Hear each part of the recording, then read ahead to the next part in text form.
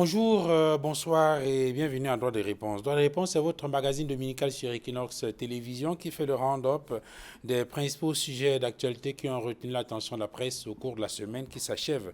Et cette semaine, la presse est beaucoup intéressée à la sortie de Maurice Kamto au sujet de la subvention du carburant au Cameroun. Dans une correspondance adressée aux représentants résidents du Fonds monétaire international au Cameroun, le président national du Mouvement pour la Renaissance du Cameroun soutient que le carburant peut coûter 400 francs CFA le litre à la pompe dans notre pays. Il fustige la malgouvernance et la gabégie qui amène l'État à pratiquer des prix hors de portée des compatriotes rendant la vie plus dure.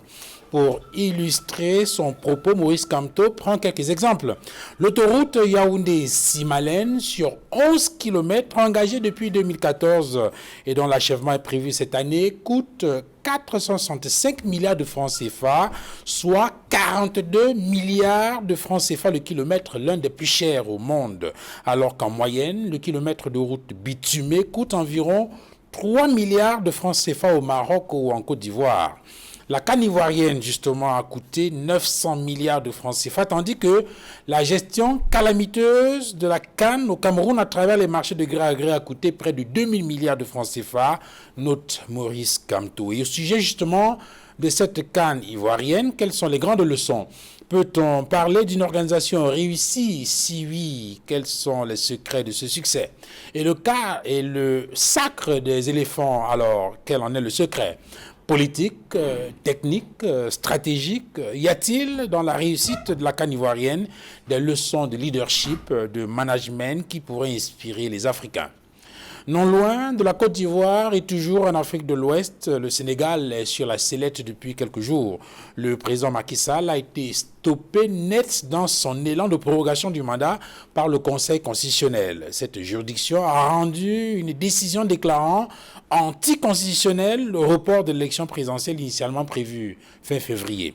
Auparavant, des profs agrégés de droit s'étaient déjà prononcés contre cette tentative de hold-up de Macky Sall, une position confirmée finalement par le Conseil constitutionnel. Le Conseil constitutionnel au Cameroun peut-il prendre une décision aussi courageuse en pareille situation? Peut-on imaginer au Cameroun des intellectuels prendre une position aussi courageuse vis-à-vis du pouvoir en place? A-t-on entendu la voix des intellectuels camerounais quand il s'est agi des sujets politiques comme la crise du Nord-Ouest et du Sud-Ouest qui a d'ailleurs connu un nouvel épisode cette semaine?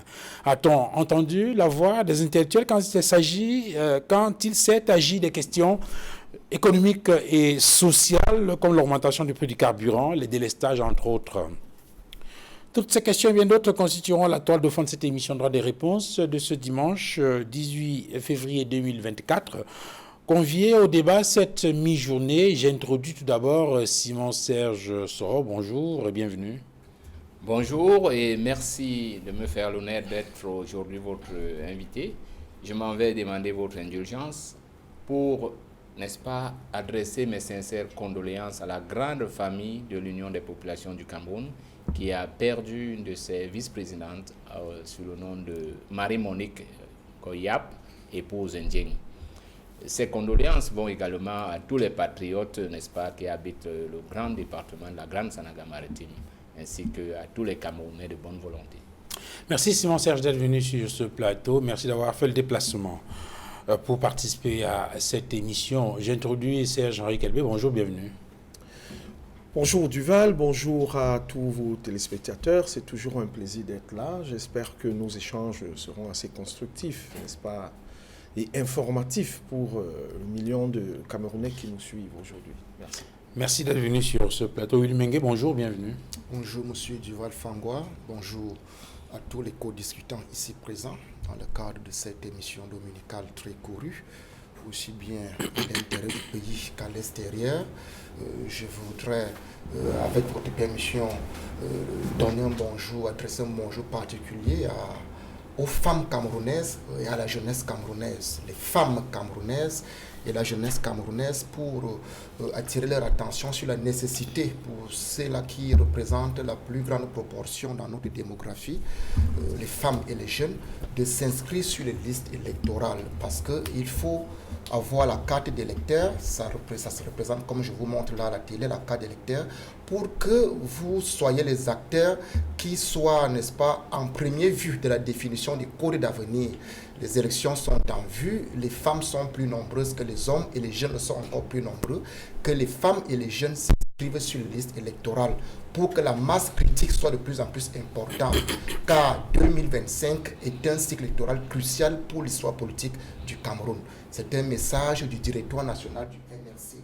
Et avec le récépissé que Elekam va vous donner et votre carte d'identité, vous pouvez voter parce que Elekam actuellement ne délivre plus les cartes authentiques. Il y a le récépissé qui sort, vous prenez votre récépissé et votre carte nationale d'identité, vous avez droit au vote. Que les femmes s'inscrivent, que la jeunesse s'inscrive. Merci d'être à la hauteur pour apporter les éclairages sur votre thématique bien élaborée pour ce dimanche. Merci Willy, merci d'avoir fait le déplacement. Sur le plateau également, Edmond Kangia, bonjour, bienvenue. Bonjour Duval Fangwa, bonjour aux co-panélistes. Comme d'habitude, je renouvelle mes salutations fraternelles, amicales et cordiales à nos millions de téléspectateurs fidèles, ainsi que ma sincère affection.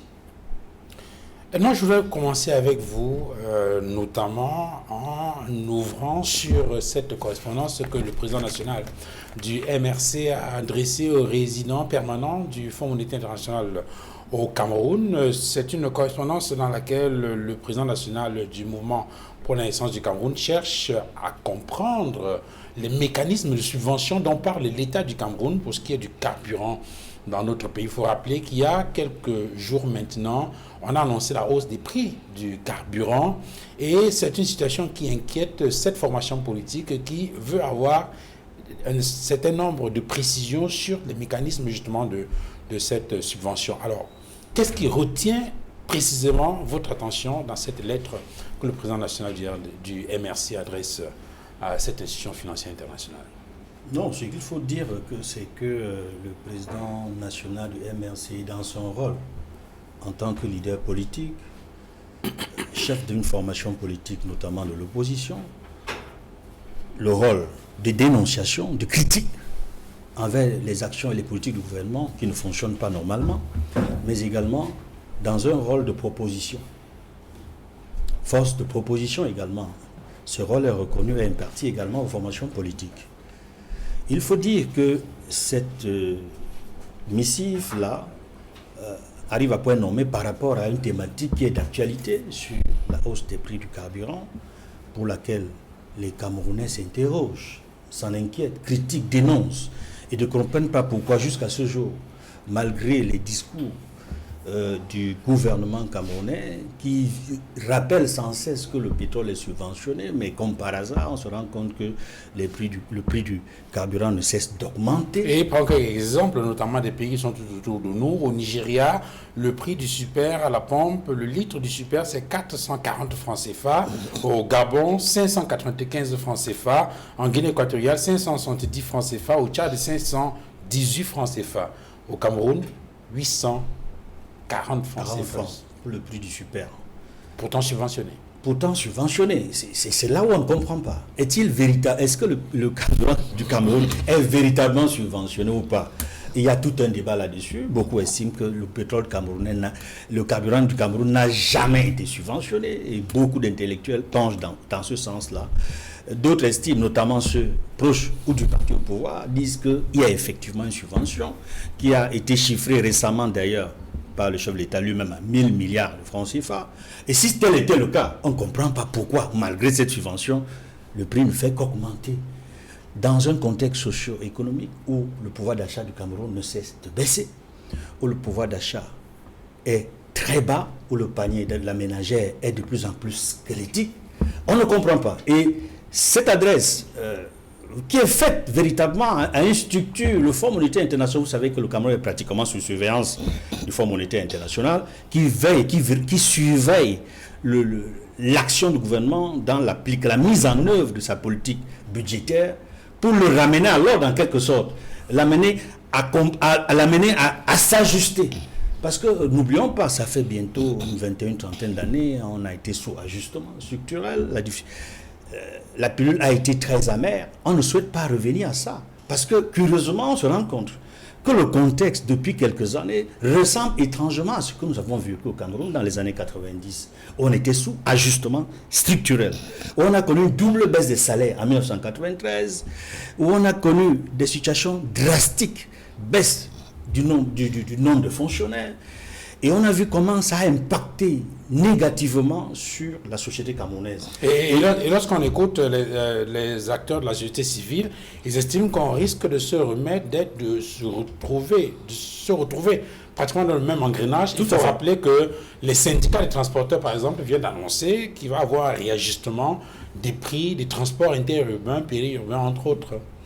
Et ce n'est que très normal de la part des syndicalistes du domaine des transports, parce que ils vivent la même situation que tous les autres Camerounais dans tous les autres secteurs. Il ne serait pas normal ou judicieux que cela impacte tous les secteurs, mais qu'un secteur particulier comme celui des transports, qui est également impacté, ne réussisse pas à s'en sortir. Parce qu'il faut un certain réajustement, mais cela doit se faire de manière concertée, certes, au niveau des prix des transports. Oui, ils disent qu'au terme d'une concertation avec le ministre du Commerce, ces syndicats de transport annoncent donc une revalorisation des tarifs de transport massif de 15% et un réajustement urgent des prix et tarifs de transport urbain, périurbain et interurbain. Absolument. Il faut un réajustement de ce côté-là. Parce qu'il ne faut pas, parce que le risque est grand de laisser libre cours à la situation actuelle, où on voit des transporteurs dans les villes urbaines, comme dans les zones rurales, et même des transporteurs qui font dans le transport interurbain, fixer eux-mêmes les prix, au détriment des usagers, au détriment des populations. Il faut donc, dans de brefs délais, dans les meilleurs délais, que l'on soit fixé sur les prix qui seraient réajustés. Willy Mengue, il y a quelque chose quand même qui frappe dans cette correspondance du professeur Moïse Kamto, adressée au résident permanent du FMI au Cameroun. Il dit que le litre de carburant au Cameroun peut coûter 400 francs CFA. 400 francs CFA. On peut vendre le carburant au Cameroun à la pompe à 400 francs CFA le litre. Bien sûr, il faut comprendre que les données du MRC dans le cadre de la correspondance qui vient d'être commise à l'endroit du représentant résident du FMI au Cameroun, correspondance commise, n'est-ce pas, par le président national du MRC, avec l'assistance technique du secrétaire national à l'économie, Dr Sirisso, qu'il faut saluer ici en passant sur le travail en détail qu'il a, n'est-ce pas, bien voulu élaborer. Ce n'est pas dans l'imaginaire que le MRC puise les données pour dire aux Camerounais que si le gouvernement camerounais se comporte et se rentrait dans la posture d'un gouvernement qui va dans la dynamique des économies d'autonomie et non des économies de dépendance, si le gouvernement camerounais rentrait dans la posture d'un gouvernement qui va dans le sens des économies de production et non des économies de consommation, alors la structure de notre économie permettrait à ce que le litre de carburant Mais quelles sont les données qui permettent on peut vendre le litre du carburant à 400 francs CFA là. Oui, nous entrons justement dans les données. C'est-à-dire, je prends le décor en disant que ce pas des données qui sont imaginées. C'est-à-dire, quand on rentre dans l'encours actuel, n'est-ce pas, de notre production pétrolière, c'est-à-dire l'État du Cameroun, qu'est-ce qu'il produit en termes de pétrole brut, c'est 100 000 barils par jour. C'est-à-dire, l'État du Cameroun, en exploitant ses ressources pétrolières, produit par jour 100 000 barils de pétrole brut. Ça, c'est important. Or, 100 000 barils, ça signifie quoi quand on a raffiné le pétrole sur la place locale, si on était doté d'une raffinerie qui ne coûte pas très grand chose, on produirait 16 000 litres de carburant par jour. 16 000 litres de carburant, des produits pétroliers et dérivés, ça veut dire le super, le gazoil, le pétrole lampant, le jet A1, le jet A2 et d'autres entrants. 16 000 litres chaque jour, tenant compte de l'encours de notre production, notre ressources. Cela fait l'équivalent de 477 millions de litres en un mois. que l'État du Cameroun peut produire s'il raffinait son propre pétrole localement. Or, la demande locale ou nationale mensuelle est de 80 millions de litres de produits pétroliers et leurs dérivés. 80 millions de litres, c'est 6 fois en moins que ce qu'on produit par mois. Ça veut dire que nous sommes dans 477 millions de litres qu'on peut produire par mois, mais nous ne consommons que 80 millions de litres. Donc il y a 1/6 qui peut être affecté à la demande locale et 5/6 qui peuvent être vendus à l'état raffiné, donc avec une plus-value. Et la mise sur place des raffineries, la raffinerie coûte 1/6, voire 1/7 de ce que l'État alloue comme enveloppe chaque année pour, n'est-ce pas, soutenir le prix à la pompe. Si vous prenez 1200 milliards ou 1000 milliards, 700 milliards, l'année que l'État n'a rien fait, 700 milliards, c'est déjà 2 ou 3 raffineries. Parce que la raffinerie high-tech, quand vous regardez le prix de raffinerie au Nigeria, vous regardez le prix de raffinerie dans les pays du Golfe, c'est dans les 200 milliards à 250 milliards au maximum. Les raffineries dernier format, donc utilisant les dernières technologies. 1200 milliards, ça vous fait pratiquement 5 raffineries.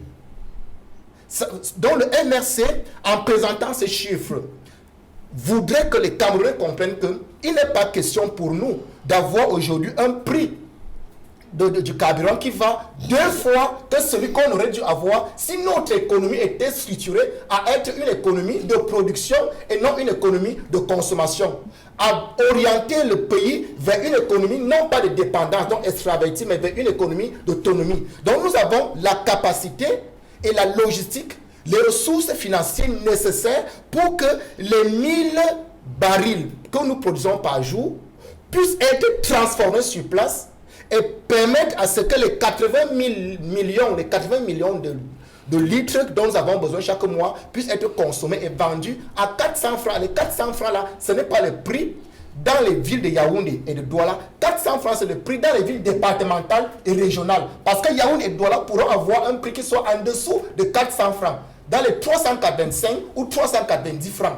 Si effectivement nous avions des dirigeants qui sont soucieux de transformer notre société, de transformer notre économie. C'est pour cette raison que dans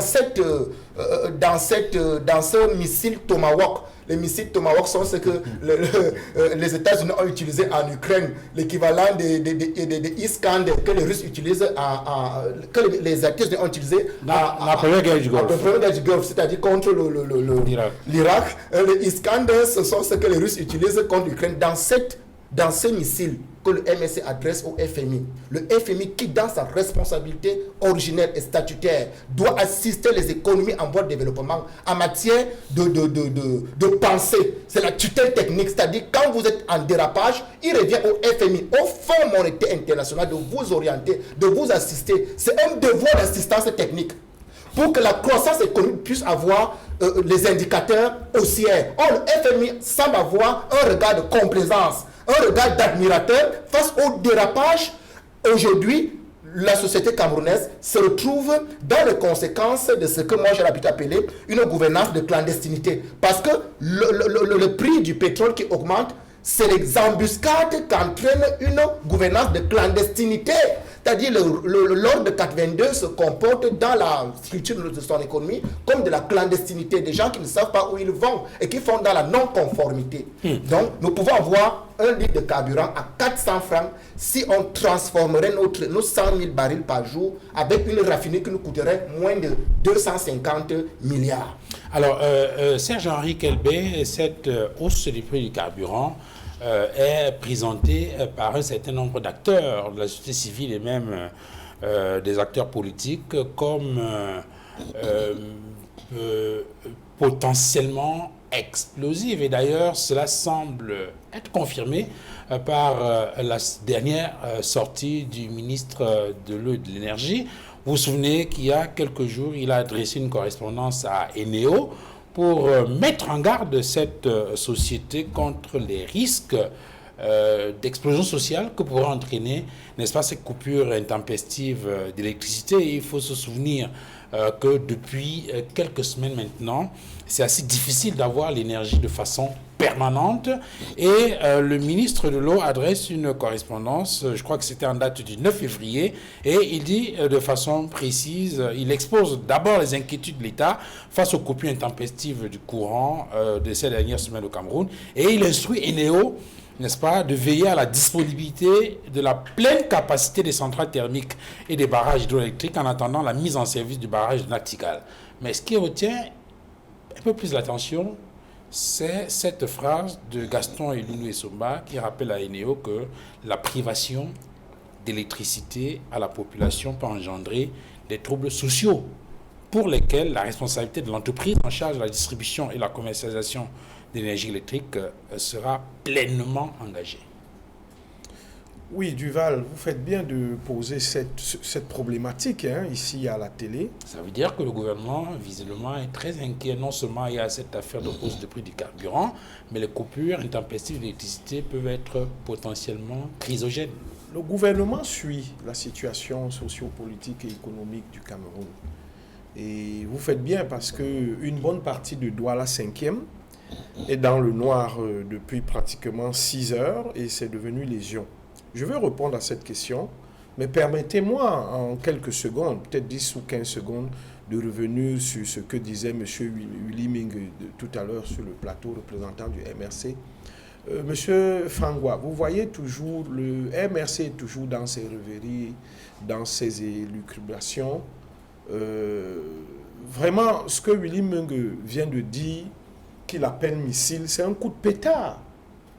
Est-ce que vous ignorez que dans ce pays, il n'y a pas longtemps, on achetait encore le carburant à 425 francs?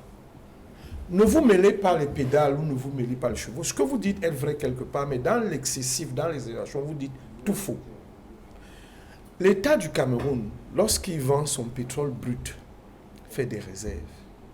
Et lorsqu'il va acheter le pétrole raffiné, prend une partie de cet argent pour diluer la charge, c'est-à-dire l'incidence de l'importation du pétrole raffiné sur les ménages. Donc, il y a effectivement une subvention. Allez regarder dans la structuration des prix. La colonne 18, remboursement. Je dis, allez regarder dans l'ancienne comme la nouvelle structuration des prix de la CSPH qui est sortie il y a environ 3 semaines ou 1 mois. C'est écrit, l'État du Cameroun subvention. D'où vient l'argent de la subvention? Le FMI estime que cet argent qui sert de subvention pouvait permettre à l'État de réaliser des grands projets, tels que les barrages, les routes, ainsi de suite. Le FMI demande donc à l'État de ne plus appuyer les ménages, mais de prendre plutôt cet argent pour faire d'autres choses. Là, je pense que à travers les documents palpables, les statistiques, ça se voit. Maintenant, moi, il y a un aspect qui me gêne. Là où peut-être M. Mungu peut avoir raison, c'est que dans la même structuration des prix, déjà dans l'ancienne, il y avait une rubrique, je crois que c'était la 26e, sur la colonne aide à la raffinerie, où on prélevait 44,88 francs par litre de pétrole brut raffiné, super, gasoil et jet. Lorsqu'on sait que le Cameroun consomme en moyenne 2,5 milliards de litres de combustible, c'était environ 109 milliards par an. Donc depuis 4 ans que cette rubrique a été insérée après l'incendie de la raffinerie, nous aurons dépassé les 400 milliards. Mais la Sonara a une dette. C'est un argent qui est cantonné quelque part pour peut-être payer la dette de la Sonara. Dans la nouvelle structuration des prix... Oui, mais ce qu'il explique, c'est que même en prenant cette dette-là, même en prenant les moyens qu'il faudrait mobiliser actuellement pour remettre la Sonara à jour, on est capable, avec l'argent de cette subvention... J'arrive à la construction de la raffinerie ou de sa réhabilitation. Il y a une autre rubrique, à la rubrique 30, qui vient d'être intégrée, de 22,5 francs, qui est réhabilitation de la raffinerie, par exemple. Alors, moi, lorsque j'ai lu ça, je me suis demandé, est-ce que tous les Camerounais qui consomment le carburant seront des petits PCA de la future raffinerie? Parce que c'est avec notre argent d'achat du carburant que l'État prélève 22,5 francs pour construire une nouvelle raffinerie. L'objectif, c'est quoi? Par exemple, comme le président a demandé de serrer les ceintures, c'est que d'ici 2 ans, parce que là, on va dégager environ 50 milliards par an, peut-être sur 2 ans, 3 ans, nous aurons 150 milliards, pour construire effectivement une nouvelle raffinerie, en espérant qu'après la construction de cette nouvelle raffinerie, nous aurons le prix du carburant qui ne va pas dépasser 425 francs avec la péréquation. Parce que ce qu'il a expliqué tout à l'heure, il voulait inclure la péréquation, mais il fallait qu'il précise. La péréquation nous permet seulement d'avoir un lissage sur les prix du carburant. Donc moi, je pense tout simplement que, déjà de cet incendie, j'ai dit que le Cameroun jouait de malchance. Parce que beaucoup d'éléments se sont enchaînés pour arriver, n'est-ce pas, à l'explosion, à l'incendie de cette raffinerie. Il est donc question de prendre des mesures pour rétablir cette raffinerie.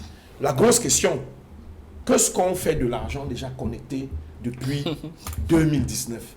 Honnêtement, il ne faut pas être de l'opposition pour se poser ce genre de questions, il faut seulement être citoyen. La suite, je ne vais pas aller plus en profondeur, mais je voulais tout simplement démontrer que M. Mengue fait un peu dans l'excessif et dans l'émotion. Vous êtes ici, vous adressez à un État.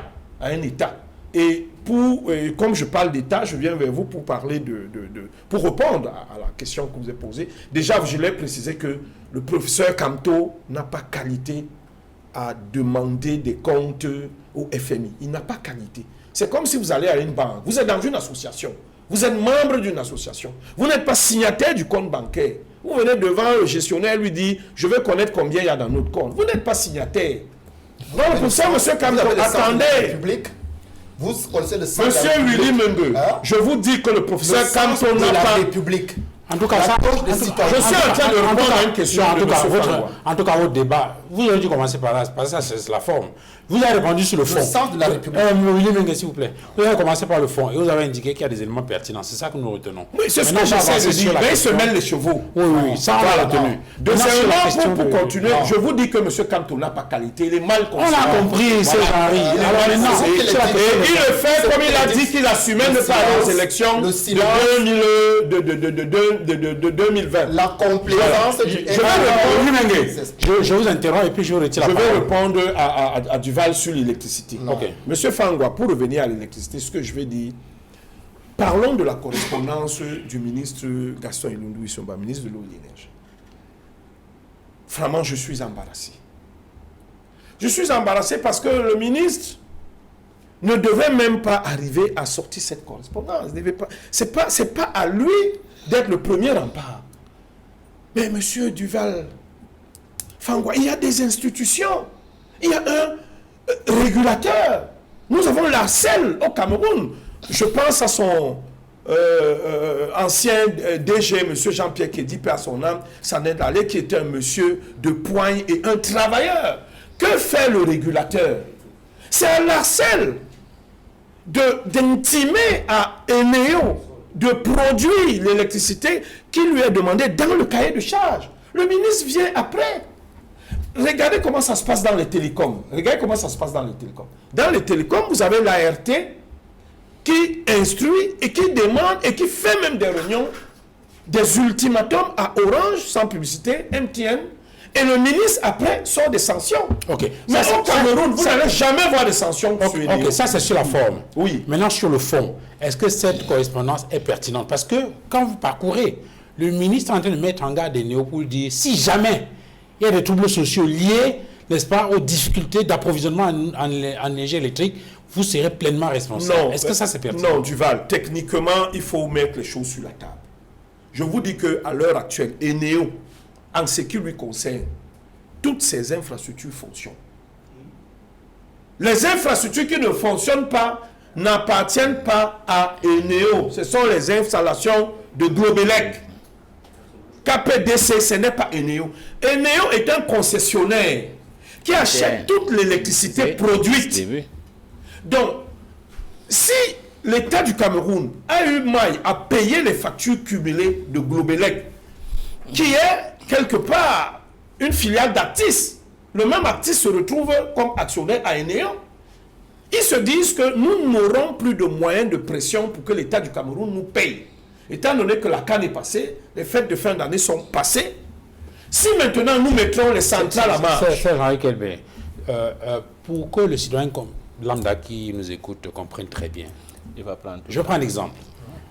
Moi, je paye à qui quand je reçois mes quittances? À Eneo, bien sûr. Vous payez à Eneo, mais Eneo prend l'électricité chez qui?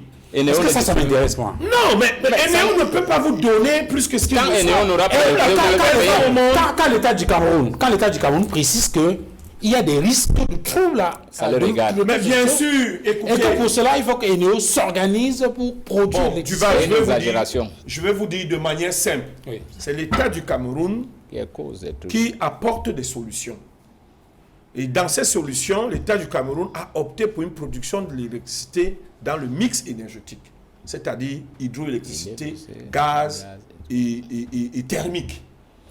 Le Cameroun, quand Eneo a pris sa concession, il a hérité du barrage des DEA, de Son Loulou et de Labdo. Tous ces barrages sont en train de fonctionner et de quelques petites centrales thermiques. L'État du Cameroun, dans sa stratégie, a accepté que KPDC vienne s'installer et produire l'électricité à base de gaz. Un gaz que lui, il achète. Et KPDC appartient à Actis. Dibamba produit l'électricité, 83 MW ou 86 MW, avec un carburant qui coûte de plus en plus cher. Or, vous savez que l'État du Cameroun a eu de la peine à payer ses factures. Actis est en train de vouloir partir. L'État du Cameroun, un tien vaut mieux que deux tu auras, lui a donné la partie qu'il a pu recevoir. S'il se remet maintenant à démarrer les centrales thermiques, il n'a aucun moyen de pression pour que l'État du Cameroun lui paye son argent. Vous comprenez que ce qui se passe là, en fait, c'est que l'État du Cameroun négocie directement par l'ARCEL, je dis bien le régulateur, ce n'est pas le ministre, c'est le régulateur qui frappe et sanctionne. Mais malheureusement, dans la correspondance, vous avez vu qu'il a adressé la copie au secrétaire général du Premier ministère, du Premier ministre, qui est en même temps PCA d'Eneo. Donc, il y a un peu juge et parti. Si la CEL maintenant sanctionne Eneo, le PCA d'Eneo, c'est un membre du gouvernement. Alors, ce que je retiens, vous ne l'avez pas dit, c'est que finalement, le ministre de l'eau et de l'énergie, en tout cas l'État du Cameroun, fait du conspiratisme. Simon Serge, sur cette question, vous voyez bien le lien qu'il y a, n'est-ce pas, entre la question du carburant, l'augmentation des prix et la question de l'électricité, parce que comme il a bien démontré, il y a un lien. Mais il y a une préoccupation. Si on prend, je prends à tout hasard un exemple, on prend le soudeur de Nkolminta, ici à Douala, ou celui de Mimboman à Yaoundé, qui a besoin d'électricité tous les jours pour faire son travail, pour livrer, n'est-ce pas, ses travaux à temps, gagner un peu d'argent pour s'occuper de sa famille. Avec ces coupures intempestives d'électricité, il n'est pas en mesure, n'est-ce pas, de répondre dans les délais, n'est-ce pas, aux engagements qu'il a pris. Et en plus de cela, sa famille est pénalisée puisqu'il ne va pas gagner l'argent qu'il est censé recevoir lorsqu'il a livré ses travaux. Je prends cet exemple-là pour montrer qu'en réalité, il y a même des gains petits qui ont beaucoup discuté avec ces coupures intempestives d'électricité. Et on se retrouve dans une situation où vous avez, parce qu'avec les grandes entreprises, bon, ils peuvent s'offrir ou bien se doter de groupes électrogènes, même si cela coûte cher en termes de carburant, etc. Lorsque vous lisez la correspondance du professeur Kamto, est-ce qu'il y a quelque chose de pertinent dans cette correspondance? Je voudrais faire remarquer qu'il a fait des comparaisons en termes de mobilisation des fonds tels que le Cameroun le fait, n'est-ce pas, en ce qui concerne les infrastructures, et ce qui se fait ailleurs. Il dit par exemple que les marchés de gré à gré ont coûté au Cameroun près de 2 milliards de francs CFA pour ce qui concerne la gestion de la CAN. La Coupe du Monde de 2010 en Afrique du Sud a coûté 738 milliards de francs CFA. Celle qui vient de s'achever en Côte d'Ivoire a coûté 900 milliards de francs CFA. Donc, il insiste sur le fait que la gabegie et la malgouvernance sont à l'origine des mauvaises politiques économiques et, par exemple, des décisions comme celle que prend l'État du Cameroun pour augmenter le prix du carburant. Est-ce que, vu de cette façon-là, il y a quelque chose de pertinent dans la sortie du professeur Kamto? Je suis mal placé pour analyser les pertinences des sorties des uns et des autres en tant que citoyen camerounais. Il y a 2 ans ou quoi, la dernière hausse, vous m'aviez invité sur ce plateau. Bon, les données ne sont pas toujours ce que les uns et les autres disent. Mais moi, j'aime aborder, c'est bien de révéler cela. Mais abordons la question simplement. Parce que tout ce que vous dites là, le carburant, le pétrole, Eneo, c'est lié à... Ça révèle d'abord une chose. Que nous avons choisi un chemin qui était faux dès le départ. Un chemin qui a pour socle la corruption et les détournements des deniers publics. Et pour entretenir ça et pour que le système vive, on ne peut que tricher. On est dans une triche permanente. Moi, on parle en français. Et le concept de subvention, je défie tous les économistes camerounais. Dans le cadre du contexte camerounais, ça ne peut pas s'appliquer. Tu ne subventionnes pas quelque chose que tu fabriques ou que tu produis. C'est faux. C'est-à-dire, c'est une notion qu'on nous a imposée parce que les pays européens qui achetaient le pétrole chez nous pour aller le raffiner chez eux avaient le devoir de le subventionner. Pourquoi? Parce que le produit fini qui sort, c'est un bien industriel qui a des charges qu'ils n'avaient pas à la base. Ils n'ont pas la matière première. Donc, eux, ils ont la charge de la matière première et du process de raffinement. Eux, ils n'ont pas le pétrole brut qu'ils peuvent vendre pour consommer le pétrole. Entendons-nous bien. Tu prends le pétrole et tu consommes le pétrole. Si ce que le pétrole te rapporte est largement supérieur à ce que tes besoins en pétrole valent, tu ne subventionnes pas. C'est ton argent, tu utilises une moitié. Je fais une caricature. Tu fournis les beignets à toute la chaîne Carrefour au Cameroun. Tu leur fournis les croissants. C'est toi qui es le producteur des croissants qu'on met là-bas. Est-ce que dans ta maison, les croissants qu'on mange sont au prix qu'on les vend à Carrefour? C'est pas possible. Même si tu peux aller reprendre à Carrefour. C'est toi qui es le père du croissant. Alors, dans le cas du Cameroun, quand on a fini cette caricature, la subvention, c'est quoi? Le Cameroun, comme on a essayé de le décrire, moi je l'avais décrit, je n'ai pas voulu rentrer dans les détails, mais je caricature. Le Cameroun vend pour à peu près 4 milliards de brut par an. Toute la consommation de tous les produits du Cameroun, avec les taxes, parce que ce qu'on ne dit pas aux gens, c'est qu'on peut vendre sans taxes. C'est un produit comme les autres. Le Cameroun peut le vendre sans taxes. Mais avec les taxes, ça représente à peu près 1 milliard d'euros. Mais bon sang, on subventionne quoi là-dedans? Le pétrole te rapporte 4 milliards. Tu as besoin que ton pays vive. Mais tu dis que subventionne. Pourquoi ils disent ça? Mais parce que les administratifs, les gouvernants considèrent que le Cameroun leur appartient et que le peuple est leur esclave. Ils oublient que le pétrole appartient au peuple camerounais. Intégrez bien le parallèle, parce que le débat là n'a lieu que quand il y a des gens qui pensent que le pétrole leur appartient, c'est eux l'État. Ils disent bien l'État subventionne, donc c'est eux. L'argent leur appartient, ça n'appartient pas au peuple camerounais. C'est faux. Je n'appelle pas ici à l'insurrection, mais les Camerounais doivent intégrer que c'est faux, que ce débat, on peut l'éluder. Et mieux que ce que le professeur Kamto disait, la sortie à l'usine Sonara, M. Kelber, c'est combien? C'est autour de 325, non? Actuellement. Non, ça c'est le prix du marché mondial, l'achat à Lomé. Oui, mais pas la Sonara, je vous dis, que vous n'ajoutez pas le coût du transport. Non, je vous dis ceci. Si on raffine, on a une raffinerie en panne. Avant, on ne raffinait pas notre pétrole. Je dis si on raffine. Ça veut dire qu'on peut considérer que même en raffinant ailleurs et en payant... Nous n'avons même jamais raffiné notre pétrole. Or, on l'a vendu. Moi, je vais intégrer une autre notion. Les gens gesticulent autour d'une subvention. Quel est le prix du baril sur le marché mondial actuellement? Il est à moins de $100. 87. La dernière hausse significative avait eu lieu quand le pétrole coûtait $100. Oui. Mais expliquez aux Camerounais comment à 87 vous augmentez encore. On avait augmenté le pétrole quand il coûtait $100 le baril. Il est redescendu à 65. On n'a jamais baissé. Donc on a fait des économies, quand je suis gentil, par an de 500 milliards sur le pétrole. On ne sait pas où c'est parti. Ça fait 7 ans. Multiplier 500 milliards fois 7.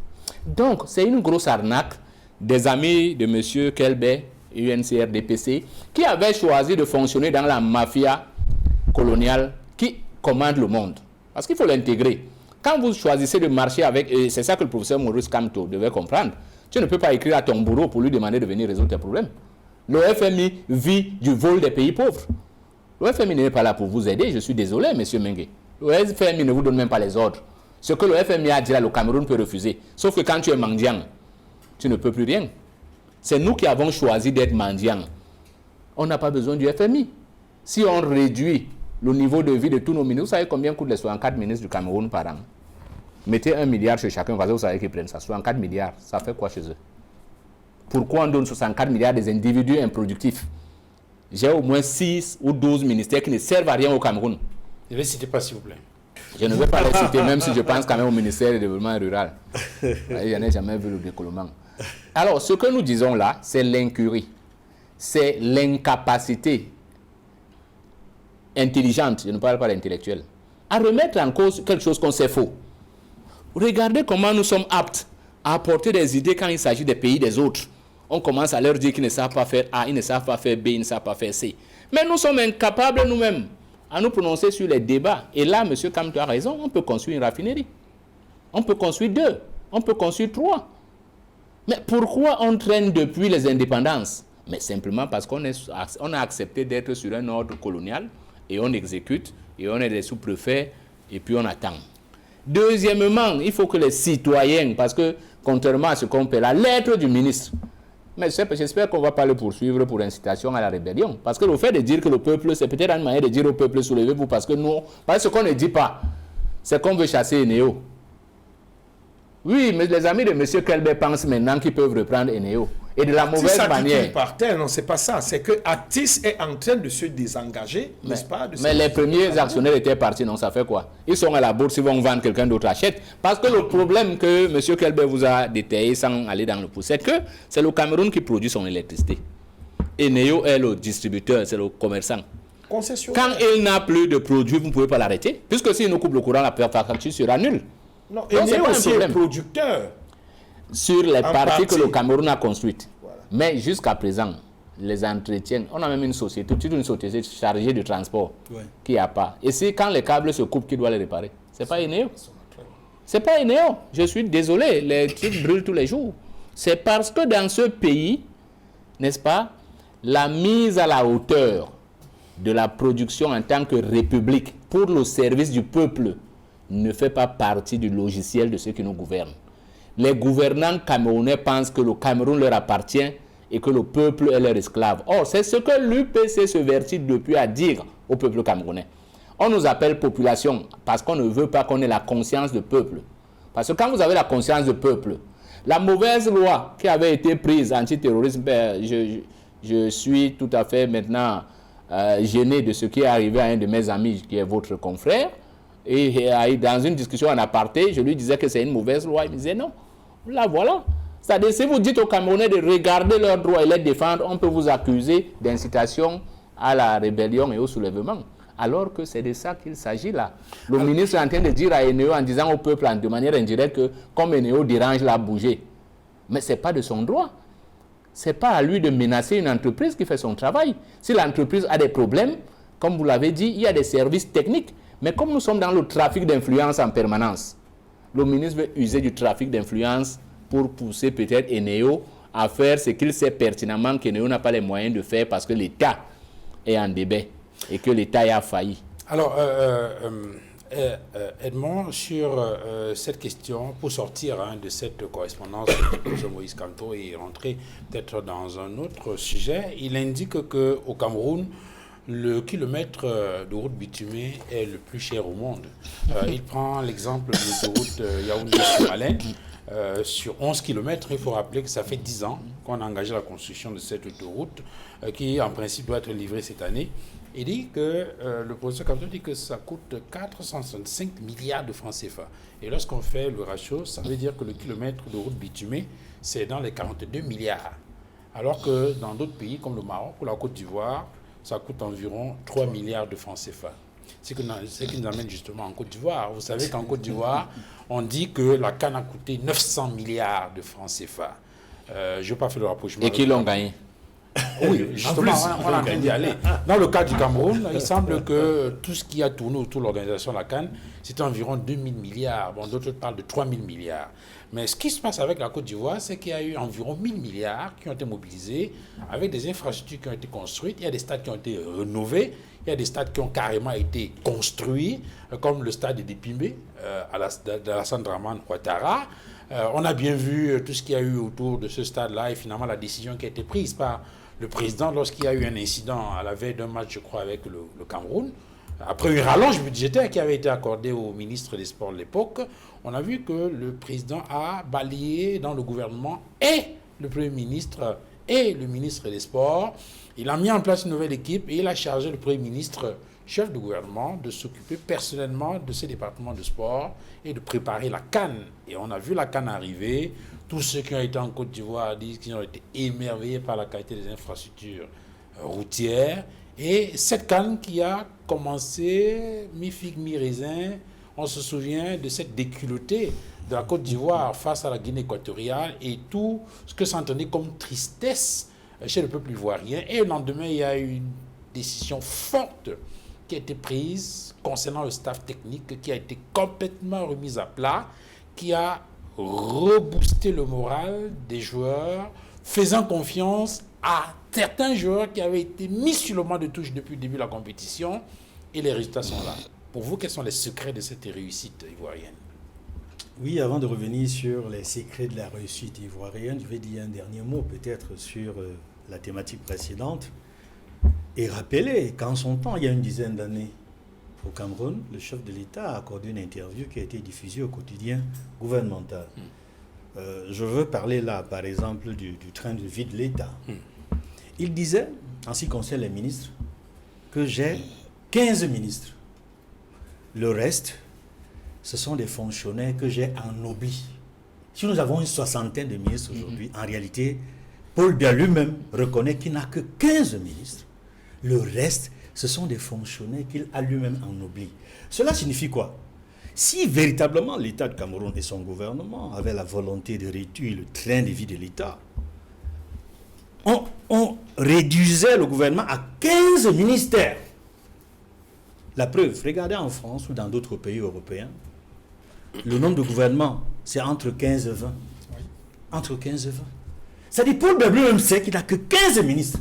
Mais pourquoi avons-nous 60 ministres et assimilés? Et tout cela aux frais du contribuable camerounais. Ça, c'est quelque chose d'important à retenir. Le gouvernement n'a pas la volonté de réduire le train de vie de l'État. Je voulais d'abord le signaler avant d'avancer.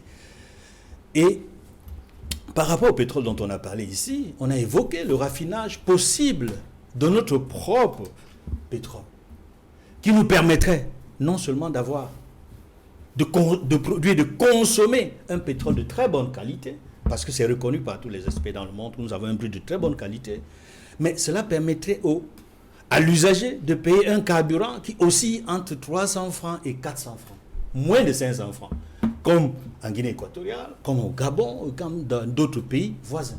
Donc il faut rapidement que le gouvernement camerounais se lance dans un processus de modernisation définitive et efficace de notre raffinerie pour que nous puissions produire et exploiter, raffiner notre propre pétrole.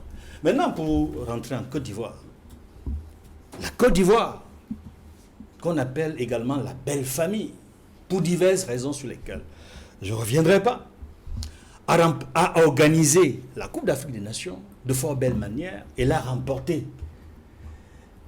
à la grande surprise de beaucoup de personnes et même d'experts de football, parce que personne n'a imaginé et vu venir la Côte d'Ivoire qui a connu l'humiliation 4-0 dans un match contre la Guinée équatoriale, qui est descendu aux enfers, est ressuscité des morts le 3e jour à la faveur de la victoire du Maroc contre la Zambie, est monté aux cieux où il a finalement remporté la Coupe d'Afrique des Nations après avoir battu le Sénégal, champion d'Afrique actuel, en titre, après avoir battu la RDC Congo,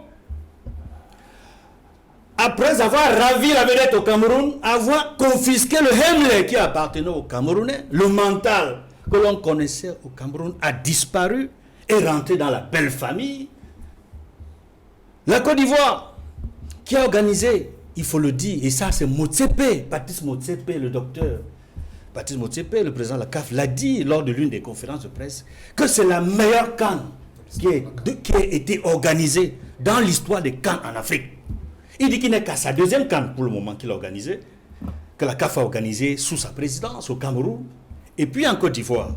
Et qu'il note surtout que la Côte d'Ivoire a tiré les leçons des échecs ou de la malorganisation du Cameroun pour mieux améliorer son organisation. Et sur cette question, justement, Edmond, il faut rappeler, lorsque vous discutez avec tous ceux qui ont été en Côte d'Ivoire et qui ont approché le comité local d'organisation de la CAN ivoirienne, ils vous confient qu'ils avaient, par exemple, infiltré le COCAN au Cameroun parce qu'ils ont envoyé des émissaires qui sont venus au Cameroun pour voir comment le Cameroun organisait cette CAN. Il faut rappeler qu'on n'a pas pu organiser le CHAN en Côte d'Ivoire, comme c'est le cas très souvent, parce que généralement, à la veille de la CAN, il y a le CHAN qui est organisé et qui permet de rôder la machine pour voir quelles peuvent être les insuffisances et corriger tout cela avant le début de la CAN. La Côte d'Ivoire n'a pas pu le faire, mais a pratiquement infiltré l'organisation du Cameroun, a copié, a envoyé des émissaires, et au regard de ce qui s'est passé en Côte d'Ivoire, pour un pays qui n'a pas pu organiser le CHAN et qui a organisé cette compétition dans les dispositions que tout le monde a vues, peut-être qu'il faut tirer un grand coup de chapeau. 40 ans après la dernière édition qu'ils ont organisée, 40 ans, parce que c'était 84. Oui, 84, remporté par le Cameroun. Toujours. Oui, il faut le dire, il y a une ou deux choses qu'il faut ajouter à ce que j'ai dit tantôt. C'est que l'un des secrets de la Côte d'Ivoire, j'ai commencé à le dire tout à l'heure, c'est d'avoir tiré les leçons des imperfections de l'organisation de la CAN au Cameroun. Parce qu'ils étaient présents, ils ont vu comment ça s'est passé, ils ont vu des erreurs. La preuve, entre autres choses, jusqu'à aujourd'hui, le complexe Olembe ou le complexe Paul Biya n'existe pas. Le stade Olembe ou le stade Paul Biya reste inachevé. Parce qu'on aurait pu jouer là-bas pendant la CAN qui a glissé, la CAN 2019 qui a glissé en 2021 et qui s'est jouée effectivement au Cameroun entre janvier et février 2022, a laissé un goût amer. Un goût amer. Et ça me permettrait peut-être de revenir dans les chiffres. On évalue aujourd'hui les experts, parce qu'un audit n'a pas encore été fait de la CAN au Cameroun, mais on évalue les dépenses des chantiers à entre 2 000 et 3 000 milliards. Ils ne sont pas encore finis. Et ce n'est pas encore fini. Puisque le stade Olembe n'est pas terminé. Il faut bien l'achever. Il y a les affaires en justice. Il y a le complexe de Japoma qui n'est pas terminé aussi. Même à Garoua, ce n'est pas terminé. Cela signifie que ce serait peut-être plus de 3 000 milliards. Il reviendra, rentrons en Côte d'Ivoire. Un si beau pays, ça fait la fierté de l'Afrique. Vous voyez nos correspondants entre Bouaké et Yamoussoukro, entre différentes villes, on se déplace à travers des autoroutes, mais alors les vraies autoroutes qui n'existent pas au Cameroun. Au Cameroun, on a des péages, il y a un projet de 14 péages sur des autoroutes, mais les routes n'existent pas. C'est-à-dire on fait des péages prétendument automatiques où le fonctionnement se fait avec des présences humaines, donc c'est semi-automatique. Ce n'est pas automatique comme en Côte d'Ivoire. Ça, c'est quelques petites comparaisons. Et peut-être une parenthèse, cette affaire de péage. Il faut se rappeler qu'il y a quelques jours, il y a eu une sortie du ministre des Travaux publics qui indiquait qu'il y a une mutation du mode d'exécution du projet.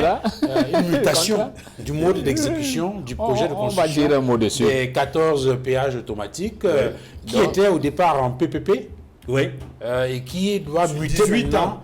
Et qui doit... Oui, 18 ans. Et qui maintenant doit muter qui doit devenir passer sous forme de marché public. Oui. Voyez-vous, tout cela, le processus, les mécanismes de fonctionnement au Cameroun dans la délivrance des marchés ne rassure plus personne en réalité. Parce que passer d'un partenariat public-privé au marché public pour, dit-on, mieux contrôler la situation, d'abord, ça donne l'impression que le partenaire privé qui a été associé n'était peut-être pas celui qu'il fallait. Ce qui donne à se demander s'il existe vraiment des conseils juridiques à ce ministère-là. Tout à fait. En réalité, on initie un projet pour par la suite le modifier en après que 7 péages sur 14 aient déjà été installés. Cela suscite beaucoup d'interrogations. Mais la question que beaucoup ont posée, notamment dans les réseaux sociaux, les réactions que nous avons enregistrées, on se demande, mais comment on en arrive à construire des péages sur des routes qui n'existent pas? Et c'est ça la question de fond. On n'aurait jamais dû construire des péages sur des routes qui n'existent pas. Parce qu'on a 7 péages sur ce qu'on appelle au Cameroun les routes nationales. Sur ce que certains camarades de Kelbe appellent axe lourd. Mais il faut optimiser les recettes, Edmond. Il faut optimiser les recettes. Vous êtes convaincu, moi je prends juste 5 secondes, que depuis que ces péages existent, semi-automatiques comme vous les appelez, ça permet immédiatement de faire l'audit de ceux qui sont en poste et qui coupent les tickets, parce qu'eux aussi décomptent le nombre de voitures qui passent. Donc, il y a quelque part une optimisation de l'argent qu'ils perçoivent en amont. Oui. Ça a quand même du sens. C'est automatique? Oui, c'est automatique. Il reconnaît que c'est C'est semi-automatique. Ce n'est pas En Occident, vous c'est mettez pas une automatique. carte. En Occident, vous Ouais, mettez c'est une le carte. mode de Oui, paiement tout qui simplement. dérange. Mais tant que c'est manuel, on sait ce que ça peut C'est dire. manuel. Et la présence des personnes est quand même dans un sens de sensibilisation, parce que c'est un instrument qui arrive nouvellement au Cameroun, et puis ces gens qui viennent de la RCA, Ok, donc on va passer de semi-automatique à l'automatisation. C'est automatique. Vous en êtes Oui, sûr? mais je suis Vous certain. parlez avec beaucoup de... Plus que c'est informatisé déjà. C'est automatique, Vous allez en fait. avoir des cartes prépayées où vous avez peut-être 10 voyages et vous allez juste les mettre là, les barrières vont s'ouvrir. Mais il faut d'abord faire de la pédagogie, ce qui est très important. Très bien. Edmond, on peut On terminer. retourne en Côte d'Ivoire. Ouais. Parce que la Côte d'Ivoire a fait une très belle CAN. Je partage l'avis selon laquelle, jusqu'à présent, c'est la meilleure CAN qui a été organisée de fort belle manière, avec des infrastructures de qualité, que ce soit les stades où se sont joués les différents matchs, que ce soit les infrastructures hôtelières qui ont abrité, n'est-ce pas, tous les invités, les équipes, les staffs et tout, que ce soit les autoroutes que l'on pouvait voir, et qu'Equinox, avec toute l'équipe qui est descendue sur le terrain, nous a fait voir, nous a fait vibrer, découvrir le pays qu'on appelle la belle famille. Peut-être que Et qui nous fait un peu honte, à nous Camerounais. Mais en fait, la Côte d'Ivoire, c'est un modèle en Afrique. Et le Cameroun aurait dû être, au même titre que la Côte d'Ivoire, un modèle depuis au moins les années 80. Parce qu'on a été tous les deux les pays à revenus intermédiaires, jusqu'à ce que nous devenions, depuis quelque temps, un pays pauvre, très endetté. Et c'est pour dire que dans cette CAN de la Côte d'Ivoire, il faut louer le leadership du président Alassane Ouattara, le management, non seulement de l'équipe gouvernementale, notamment du Premier ministre, chef de gouvernement de la Côte d'Ivoire, qui est également ministre des Sports et qui avait une feuille de route. Il a rempli cette feuille de route de bout en bout. Je ne suis pas certain qu'il savait que la Côte d'Ivoire jouerait la finale ou l'emporterait. Mais au moins, on a vu comment dans l'organisation, comment dans le fighting spirit du staff technique, comment dans des moments d'incertitude, ils ont pu se relever. Par exemple, après l'humiliation de 4-0, on a vu la décision de limoger l'entraîneur, le coach qui est parti, et on a vu son adjoint, Emerx Faye, redonner une impulsion que personne n'aurait pu imaginer. Le reste des matchs, il l'a remporté avec ses joueurs, avec une autre dynamique. Qui l'eût cru? Véritablement, il faut dire merci. Bravo aux Ivoiriens, bravo pour l'organisation, bravo au management, bravo au leadership, bravo à la leçon que vous donnez à l'Afrique. Est-ce que c'est votre avis, Willy Mingué, sur ce succès visiblement retentissant, n'est-ce pas, dans l'organisation de la CAN ivoirienne? Bien sûr, quand il y a succès, il y a succès. Il y a succès sur plusieurs plans. On voit sur le plan de l'aménagement du territoire pour apprêter cet événement, ce grand messe continental qu'est le football, la CAN. On a vu qu'en dehors des stades, il y a un certain nombre d'infrastructures parallèles qui ont été, n'est-ce pas, réalisées. Les ponts dans certaines grandes villes et puis les autoroutes qu'on a commentées tout à l'heure. Et le plus important, c'est regarder le volume global des dépenses qui est situé à 900 milliards de francs. Et le format des infrastructures qui ont été présentées, c'est-à-dire entamées, réalisées et mises à l'actif du parc infrastructurel de ce pays qui a la même taille de la population que le Cameroun, 27 à 30 millions d'habitants, qui a quasiment la même histoire politique et économique que le Cameroun, mais qui sont là, qui se distingue du Cameroun, laisse le Cameroun très derrière sur plusieurs aspects. Donc, il faut noter le point positif. Contrairement à un Cameroun qui a absorbé au minimum, au plancher, ces 2000 milliards pour la même compétition 2 années un peu plus tôt et qui n'a pas réussi à terminer ses chantiers. On a cité tout à l'heure Edmond Kamgia, pas besoin de revenir là-dessus pour comprendre que d'un côté, au niveau de la Côte d'Ivoire, on a à la tête de cet État au moins quand même un bâtisseur. Un bâtisseur qui veut transformer structurellement son pays. Et de l'autre côté, au niveau du Cameroun, on a vraiment, moi je les appelle souvent des gens qui sont venus comme des mercenaires. Ils sont là, ils n'ont pas cultivé l'effort et le sens du travail. Parce que c'est l'effort et le sens du travail qui font transformer un pays. Quand on est des dirigeants d'un pays, comment on peut avaler 2000 milliards et que les infrastructures prévues ne sont pas achevés. Et même malgré la rallonge de temps qu'il y a eu, parce qu'on parle de 2019 à 2021 finalement, malgré ces rallonges de temps, les infrastructures ne terminent pas. Et aujourd'hui, on se regarde, on pose la question, quel sera, n'est-ce pas, le retour sur investissement sur les 2000 milliards. Avant de revenir sur le retour sur investissement, parce qu'il semble justement qu'au niveau de la Côte d'Ivoire, on a réfléchi sur ce qu'il deviendrait ces infrastructures au lendemain de la CAN. Je voulais juste préciser à votre suite, puisque vous faites une comparaison avec le Cameroun, que le président de la République, dans son message à la jeunesse le 10 février dernier, a justement évoqué cette situation, indiquant que beaucoup d'argent ont été mobilisés pour la construction des infrastructures sportives et que les Camerounais sont en droit d'attendre des résultats et que pour cela, il a instruit au ministre des Sports de prendre les dispositions. C'est dire que certainement, dans les tout prochains jours, on pourra avoir des décisions fortes du chef de l'État. C'est peut-être pour dire que vous enfoncez une porte ouverte lorsque vous dites que au niveau des dirigeants camerounais, on ne prend pas la mesure des choses. Il avait déjà été créé antérieurement, avant ce discours, une structure qui était supposée, n'est-ce pas, à manager les infrastructures sportives sur place. Moi, je crois que ce sont des instructions qui sont verbales et il ne faut pas attendre grand-chose de ce qui a été fait parce que Einstein le dit, ce qui cause des problèmes, on ne peut pas résoudre les problèmes avec ce qu'ils les ont causés. C'est ce gouvernement qui a causé les problèmes de la CAN Gate. Vous attendez à quoi? C'est que ces mêmes gens-là vous apportent une piste, enfin, un aspect positif, une dividende sur le plan social et économique qu'on aurait pu avoir sur ces infrastructures. Non, il ne faut rien attendre. C'est qu'en fait, cet argent est parti comme ça.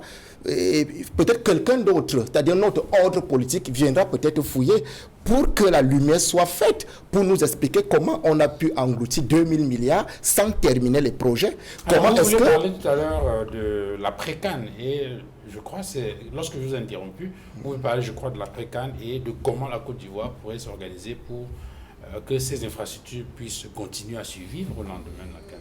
Mais bien sûr, elle a déjà pris des dispositions parce qu'il ne suffit pas de poser...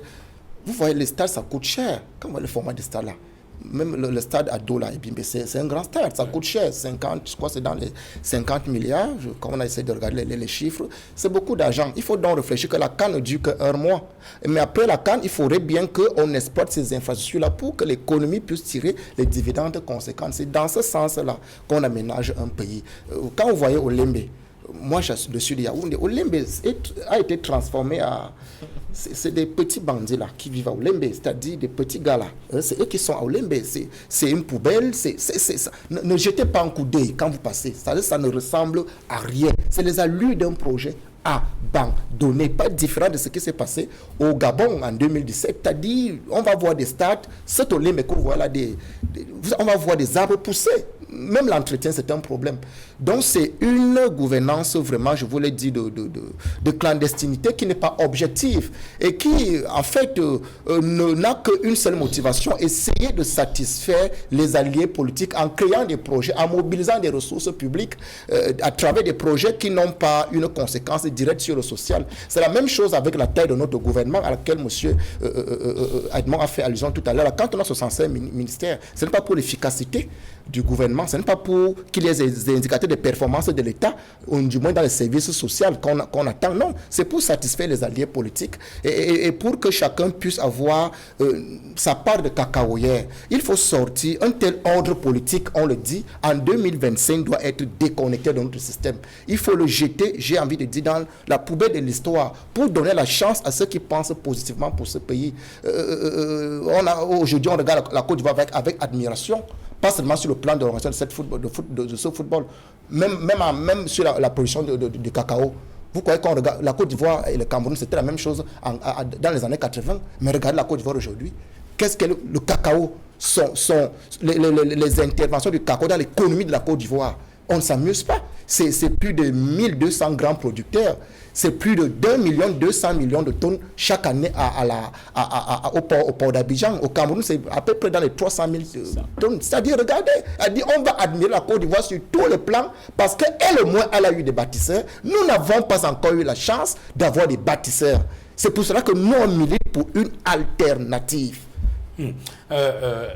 Serge-Henri Kelbé, bon, ça c'est peut-être pour passer rapidement, c'est ce que Willy Mengue a dit, lorsqu'il dit que bon, les stades sont abandonnés. Je veux juste le rappeler que depuis l'organisation de la CAN, on a quand même vu au moins un grand événement à Jabouma, le pasteur Chris Dikoumana. Il y a des mariages. Non, en fait, les stades ne chôment pas, contrairement à ce que Mais la question que je posais plus sérieusement maintenant, c'est sur cette capacité de la Côte d'Ivoire à réussir. Edmond a insisté sur une réussite sur le plan.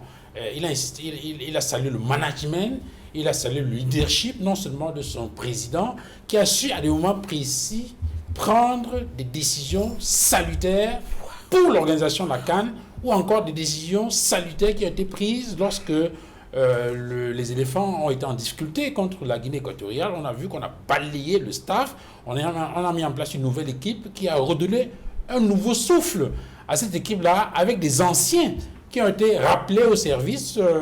J'ai pu voir Marc Saleh, Aurier, à qui on a fait confiance et qui ont reboosté le moral de ces jeunes-là, et avec les résultats qu'on a obtenus. Ben, Duval, quoi vous dire? Moi, j'ai écouté M. Mengue tout à l'heure, comme je dis toujours, dans leur enthousiasme, dans leur fanatisme, Ismaël Bédard. La Côte d'Ivoire ne peut pas avoir la même histoire que le Cameroun. Ne peut pas. La même histoire. Bien sûr. Elle est différente. Jusqu'en 1981, M. Mengue. La leur est positive. Moi, je pas la même histoire. Non, c'est la deuxième fois qu'il m'attaque. Il faut bien. Mais est-ce que vous venez tromper les Camerounais? Non. Monsieur Mengue, jusqu'en 81, vous avez des Occidentaux dans les gouvernements ivoiriens. Jusqu'en 81. Jusqu'en 81. Et au Cameroun. Jusqu'en 85, il y avait des Camerounais dans le gouvernement ivoirien, des Camerounais. Moi, mon grand-père fut, paix à son âme, docteur Banemek, l'un des médecins du Fouet-Boni. Il a été ici régional un ancien médecin. Il a été régional à IDEA. Le docteur Banemek, il était médecin du Fouet. Vous comprenez que la Côte d'Ivoire... C'est pour ça qu'ils réussissent. Non, c'est un multiple, un conglomérat de ressources humaines. Vous comprenez? Or, le Cameroun a pris son destin dès son indépendance, dès le départ. Nous avions déjà 25 ans d'autonomie par rapport à la Côte d'Ivoire. Ne nous comparez pas à la Côte d'Ivoire.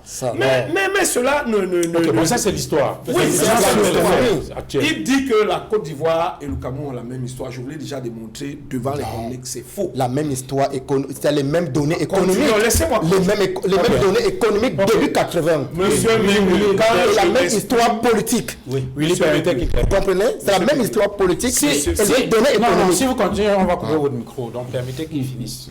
C'est comme ça qu'ils sont. Qui ils? Le MRC. Okay. Malgré ces 2000 milliards que nous décrions tous sur vous. Vous venez aux élections, non? Vous voulez même pas. Mais non, les élections, c'est pas pour nous. Nous y arrivons. Qui était l'une des raisons. Nous y arrivons. Laissez-moi répondre. Nous y arrivons. Nous y arrivons. Coupez le micro de Willy Mengue, s'il vous plaît. Duval, par rapport à la Côte d'Ivoire, je vais tout simplement dire que pendant longtemps, la Côte d'Ivoire a été considérée comme petit Paris de l'Afrique. Moi, j'ai beaucoup d'aînés, que ce soit des soubrissistes qui furent la direction de l'UNC ou alors des membres de ma famille qui quittaient le Cameroun, disaient qu'ils étaient en France, mais ils allaient rester en Côte d'Ivoire, ils étaient en Côte d'Ivoire. C'est un pays que le président Houphouët a vu vraiment grand. Et je pense que le président Aïdji aussi a été dans son sillage. Pour preuve, il y a plusieurs sociétés, infrastructures, l'économie camerounaise aussi était florissante. À cette époque, si vous placez ce que le président Houphouët, Abdou Diouf et Aïdji ont fait, ses pères fondateurs, on avait un Cameroun aussi comme la Côte d'Ivoire qui découlait. Alors aujourd'hui, le constat peut être amèrement fait. Moi, je suis spécialisé de questions énergétiques.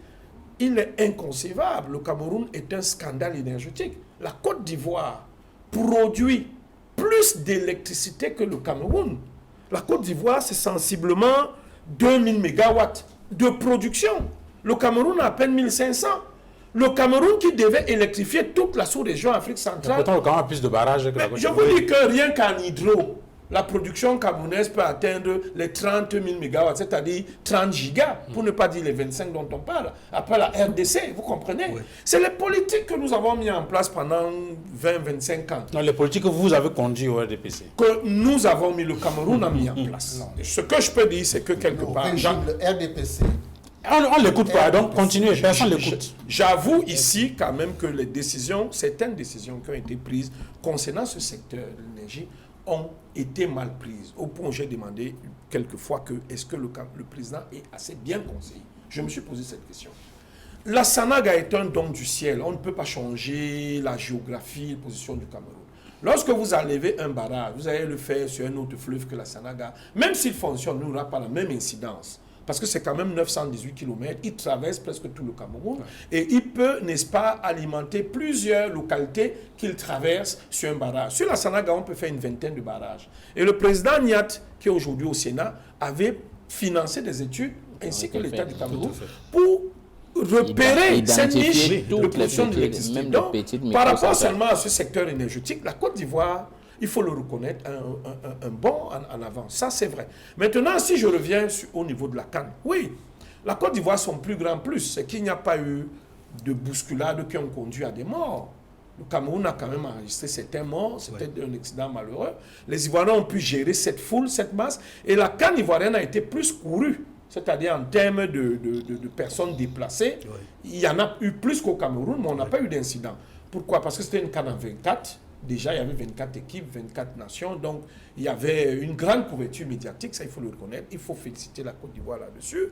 On apprend de ses erreurs. Moi, ce qui m'embête un peu par rapport à l'organisation de la CAN qui s'est tenue au Cameroun, CAN Total 2021, c'était ça, c'est que nos stades, après avoir dépensé autant d'argent, regardez par exemple la Côte d'Ivoire, tous les stades d'entraînement sont aux abords d'un lycée. Et on permet aux étudiants, aux élèves d'aller faire du sport dans ces infrastructures qui ne sont pas cloues.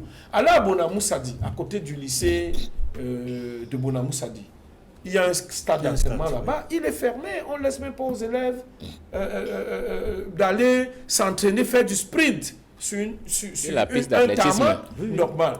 Donc moi je pense que M. Bell... Pourquoi il est fermé? Il est fermé parce que ce sont les infrastructures qui appartiennent à l'État. Ça n'a pas été construit pour la cause que nous défendons. Pour le peuple. Aussi. Il va falloir que M. Bell Joseph Antoine, avec son lignée, je ne sais pas comment ça s'appelle, son histoire là, qu'il essaye de revoir, n'est-ce pas, qu'il essaye de revoir avec...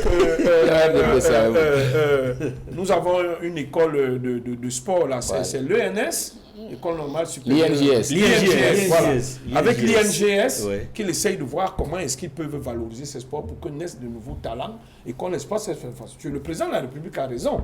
Beaucoup d'argent ont été mis pour le sport depuis 4-5 ans.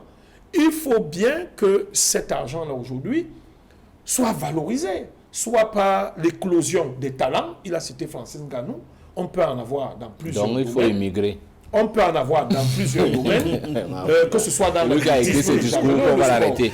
Et pour chuter Duval, si vous permettez, moi je voulais revenir très rapidement sur une question que moi je trouve être l'arnaque.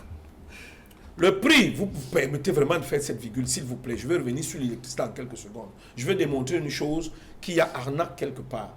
Le prix du kilowattheure actuellement au Cameroun tient compte du fait que les centrales thermiques et les centrales à gaz injectent l'énergie dans le mix.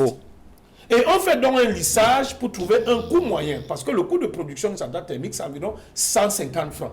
Bon, maintenant que ces centrales thermiques sont fermées, ne fonctionnent pas, pourquoi on ne baisse pas le coût du kilowattheure? Parce que là, et c'est là où le ministre devrait normalement poursuivre Eneo pour tromperie sur la marchandise. C'est-à-dire, vous prenez un kilowattheure à 90 francs, parce que vous devez produire avec le gaz et le thermique.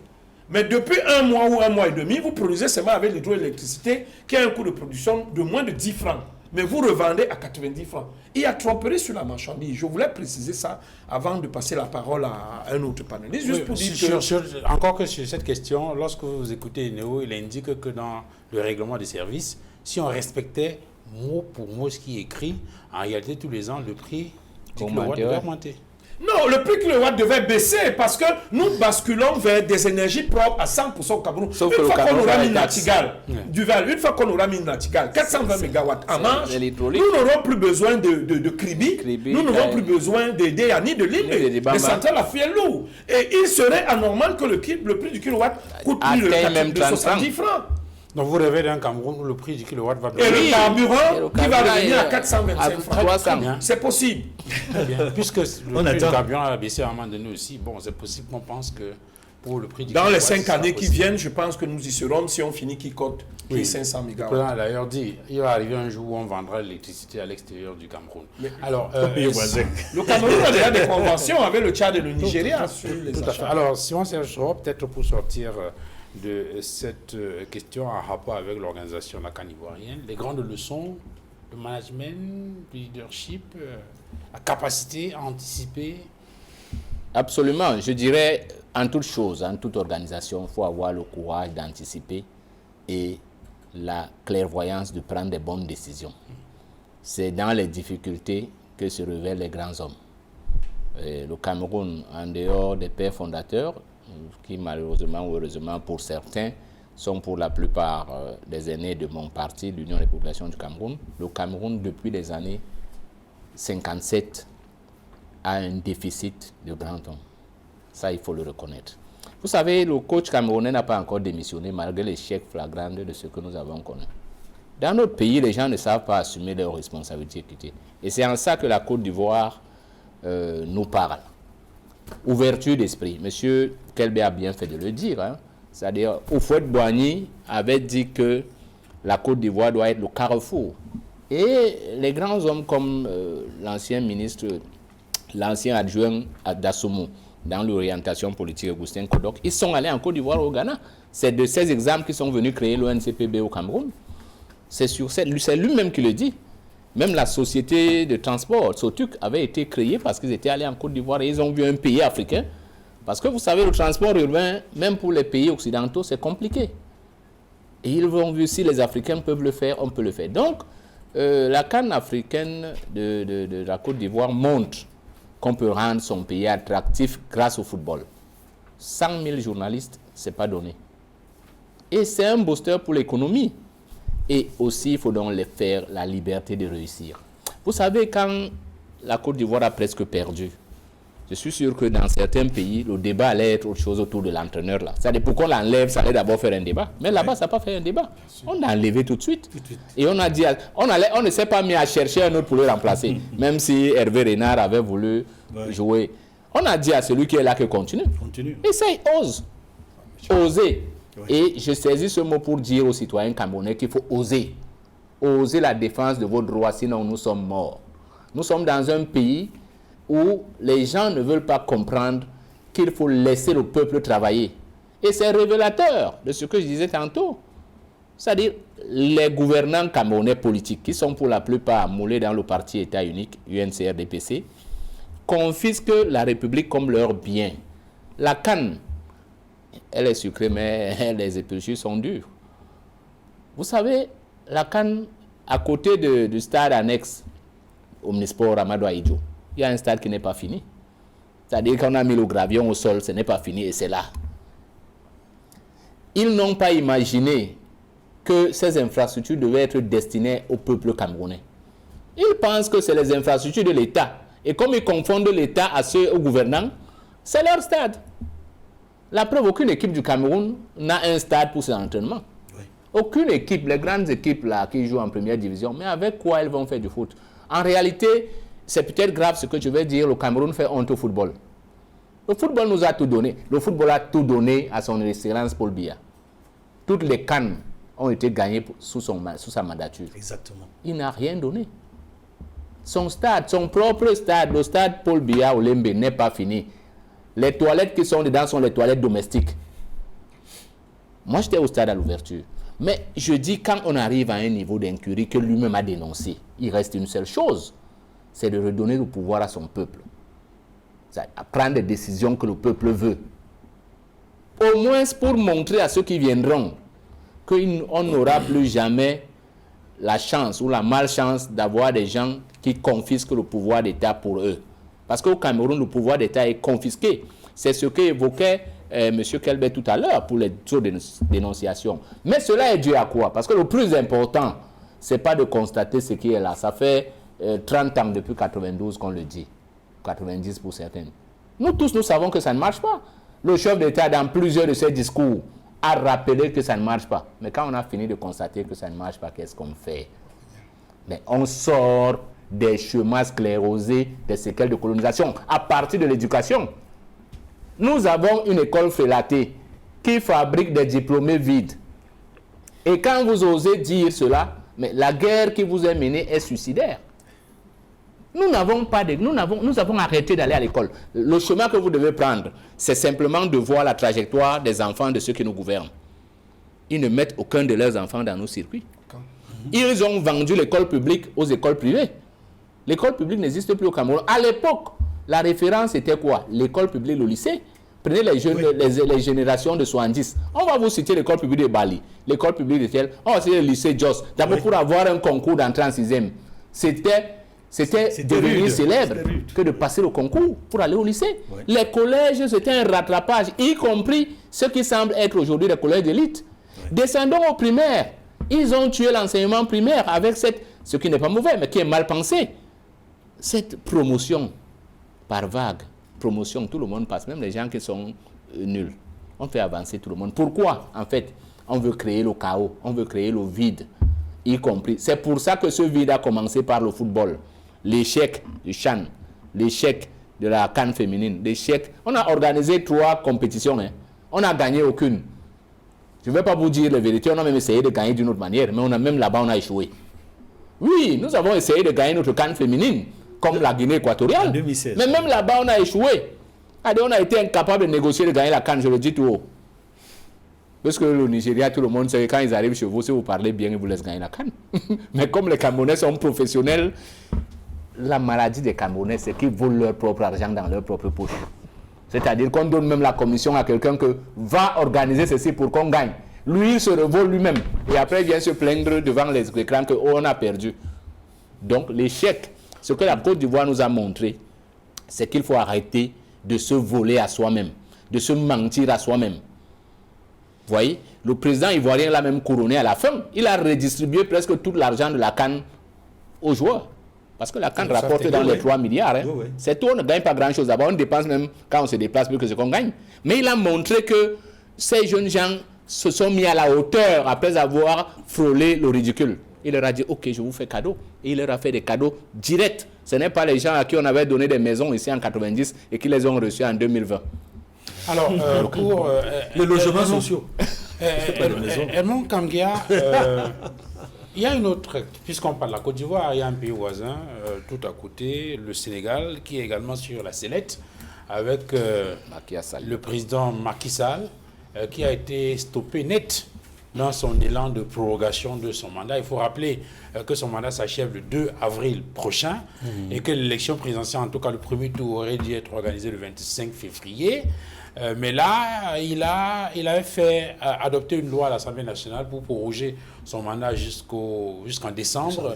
Et bien là, il a été stoppé par le Conseil constitutionnel. Mais ce qui a davantage frappé, au-delà de la décision du Conseil constitutionnel qui fait débat dans l'espace public, il y a surtout la sortie des professeurs d'université, des professeurs de droit, qui ont indiqué à Macky Sall que ce qu'il tentait de faire n'était pas correct.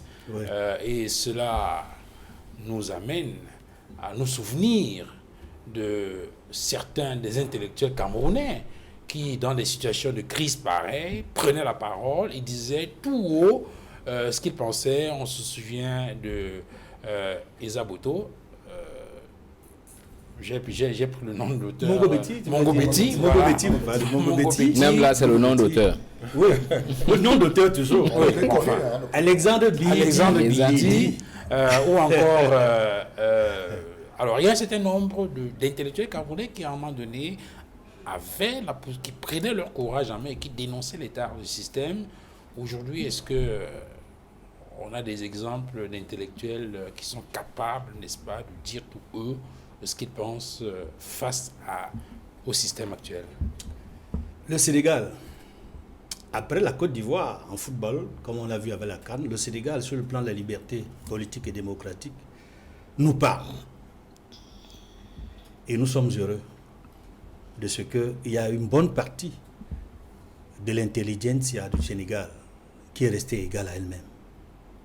C'est-à-dire des intellectuels qu'ils disent ce qu'ils pensent et qu'ils pensent ce qu'ils disent. C'est le cas de la plupart des universitaires sénégalais qui ont fait des sorties, y compris des vidéos sur les réseaux sociaux, où ils ont appelé, n'est-ce pas, pendant toute cette période de crise politique au Sénégal, appelé Macky Sall à respecter le calendrier électoral et à respecter la Constitution.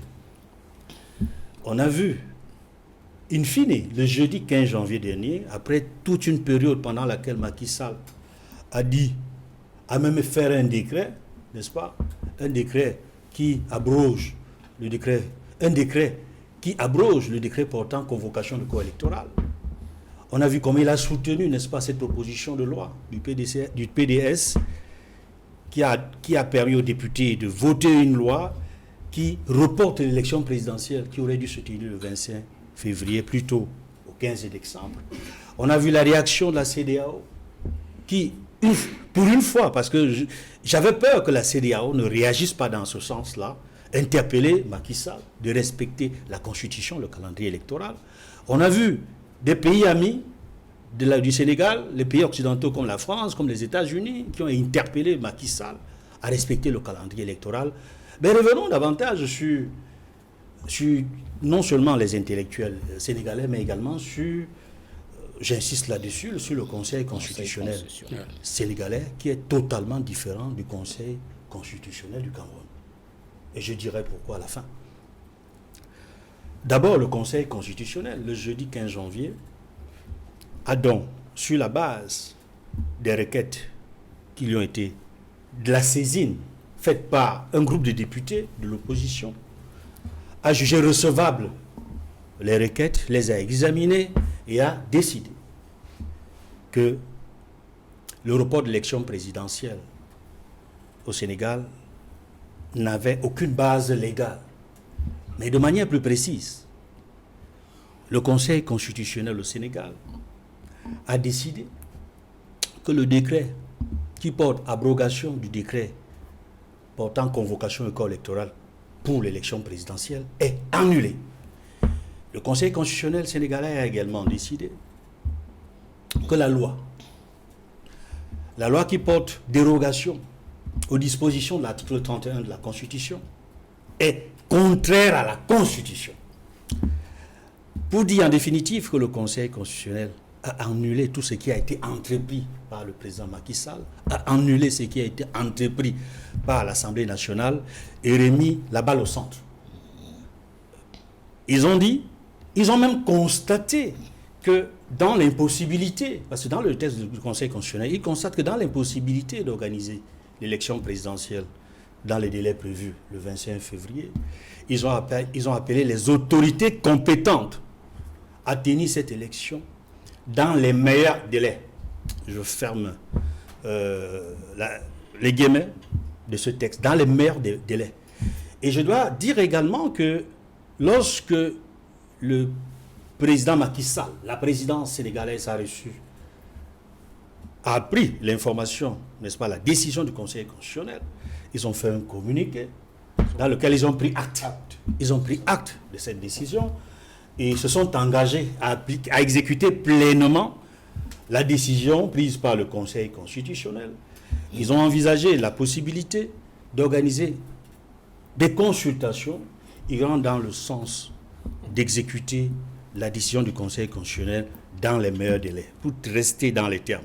Mais maintenant, avant de continuer, je reviens sur les intellectuels, sur ces professeurs agrégés de droit, tous ces intellectuels qui ont dit non, aux côtés de la mobilisation qu'on a connue au Sénégal, la mobilisation de l'opposition, la mobilisation d'une bonne partie de la société civile qui, dès le début, a dit non.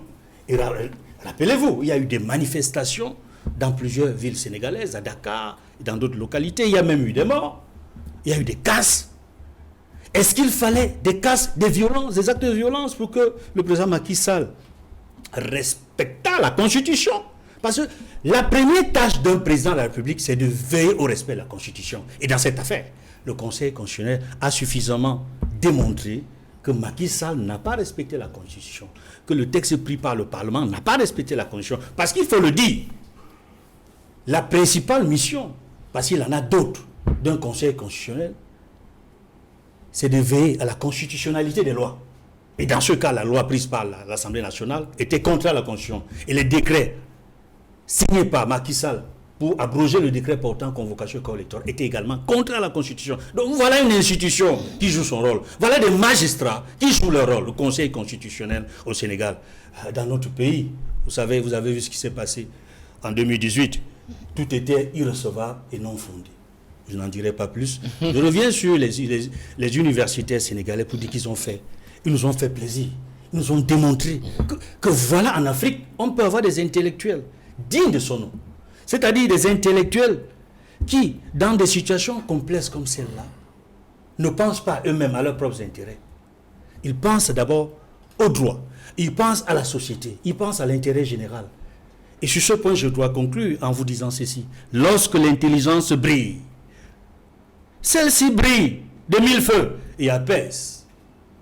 Mais lorsque la pense avec A, tense, l'intelligence, c'est l'obscurité qui règne.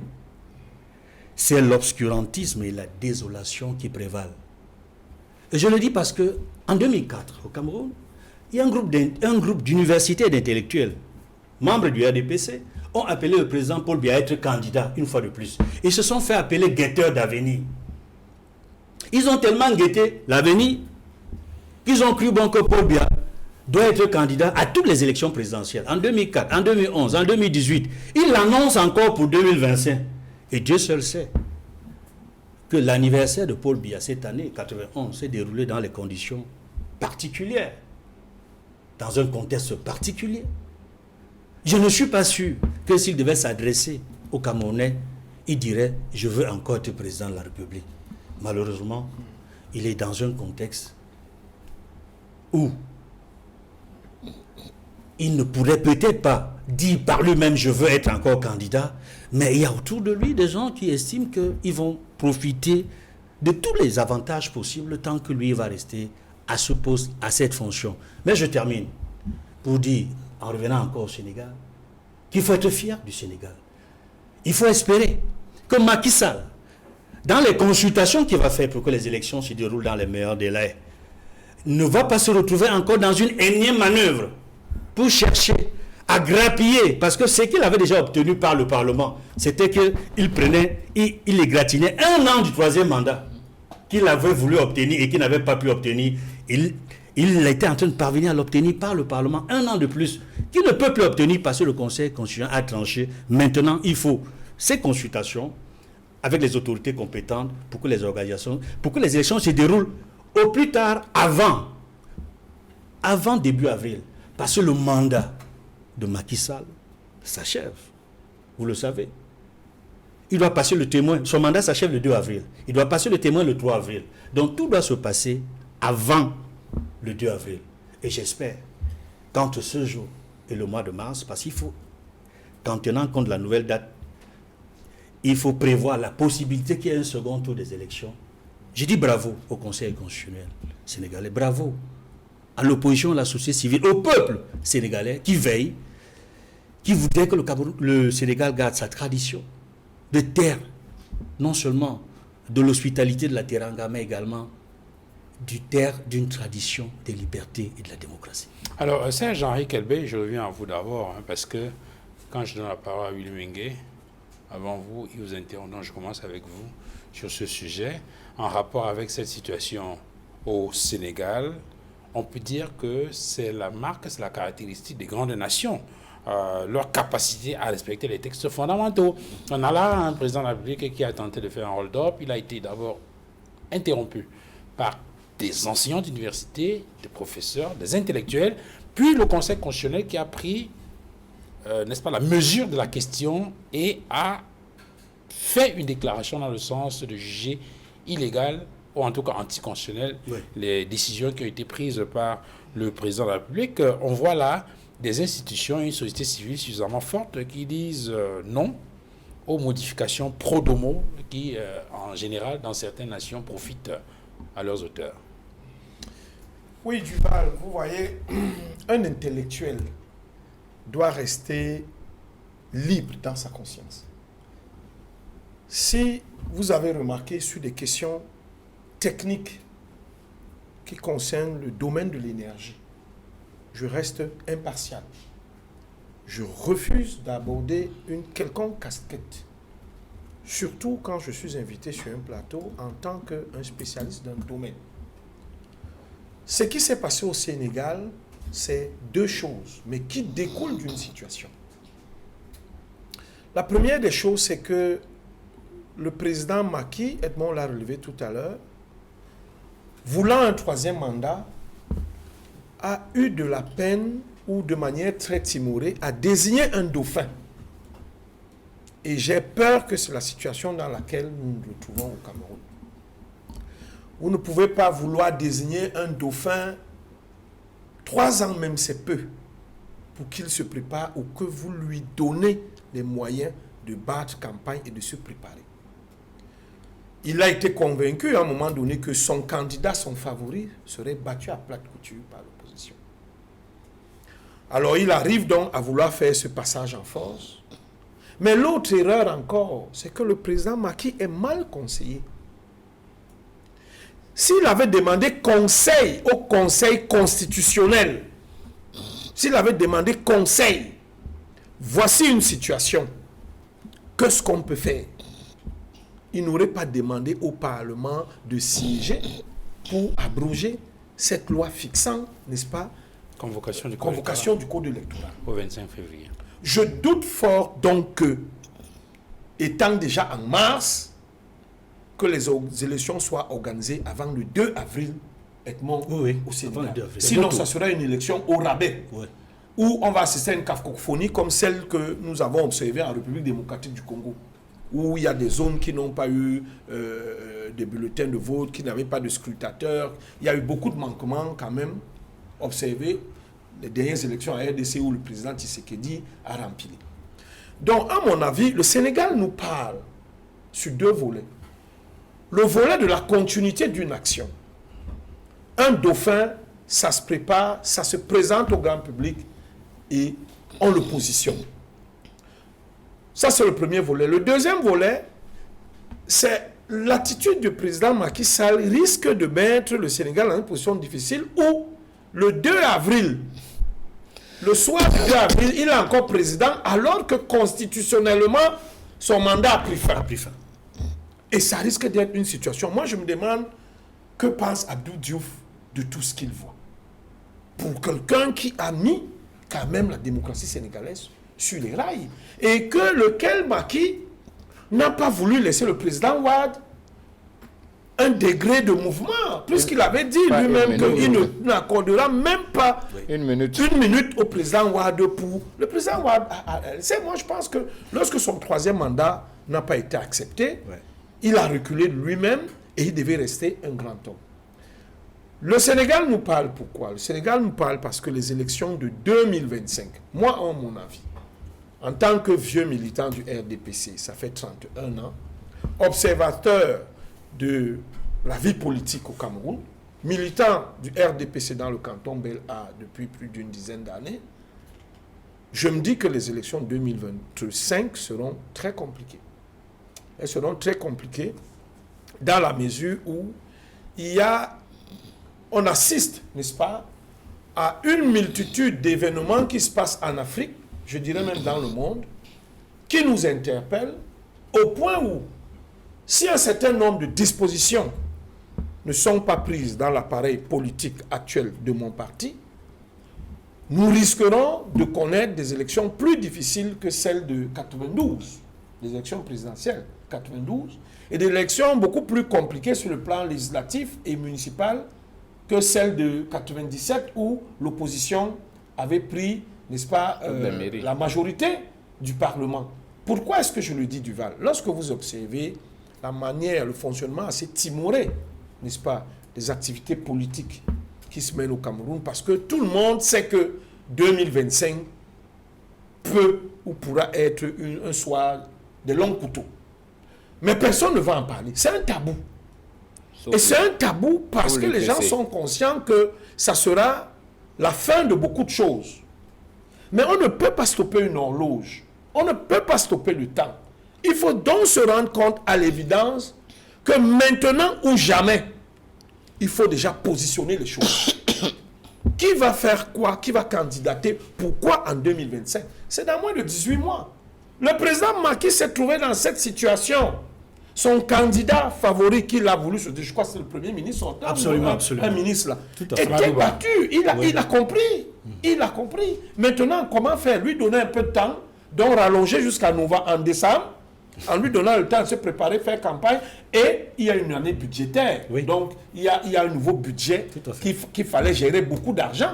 Cet argent devait servir à peut-être 2 ou 3 petits micmacs, mais vraiment, les spécialistes, les constitutionnalistes sénégalais ont dit le droit. Oui. Et ça n'aurait pas été fait de cette manière si le président Macky avait convoqué le Conseil constitutionnel, 8 membres, 6 hommes et 2 femmes, contrairement à ce que j'observe dans certaines démocraties, où c'est toujours 7 ou 9, pour ne pas avoir des positions assez tranchées, ou 4-4. C'est souvent très difficile. Donc là, ils sont 8 membres du Conseil, 2 dames et puis 6 autres messieurs. S'ils les avaient consultés, moi je pense que le Sénégal se serait trouvé dans une posture meilleure et on n'aurait pas eu à craindre des lendemains qui risquent d'être un peu tumultueux dans ce pays. Alors, Willy Mengue, il y a 2 choses qui reviennent sur ce plateau en rapport avec cette situation politique au Sénégal. Il y a d'abord la sortie des intellectuels sénégalais qui ont pris clairement position. Là, on voit apparaître une véritable fulgurance intellectuelle, là où on voit ailleurs des intellectuels tenus par les intestins.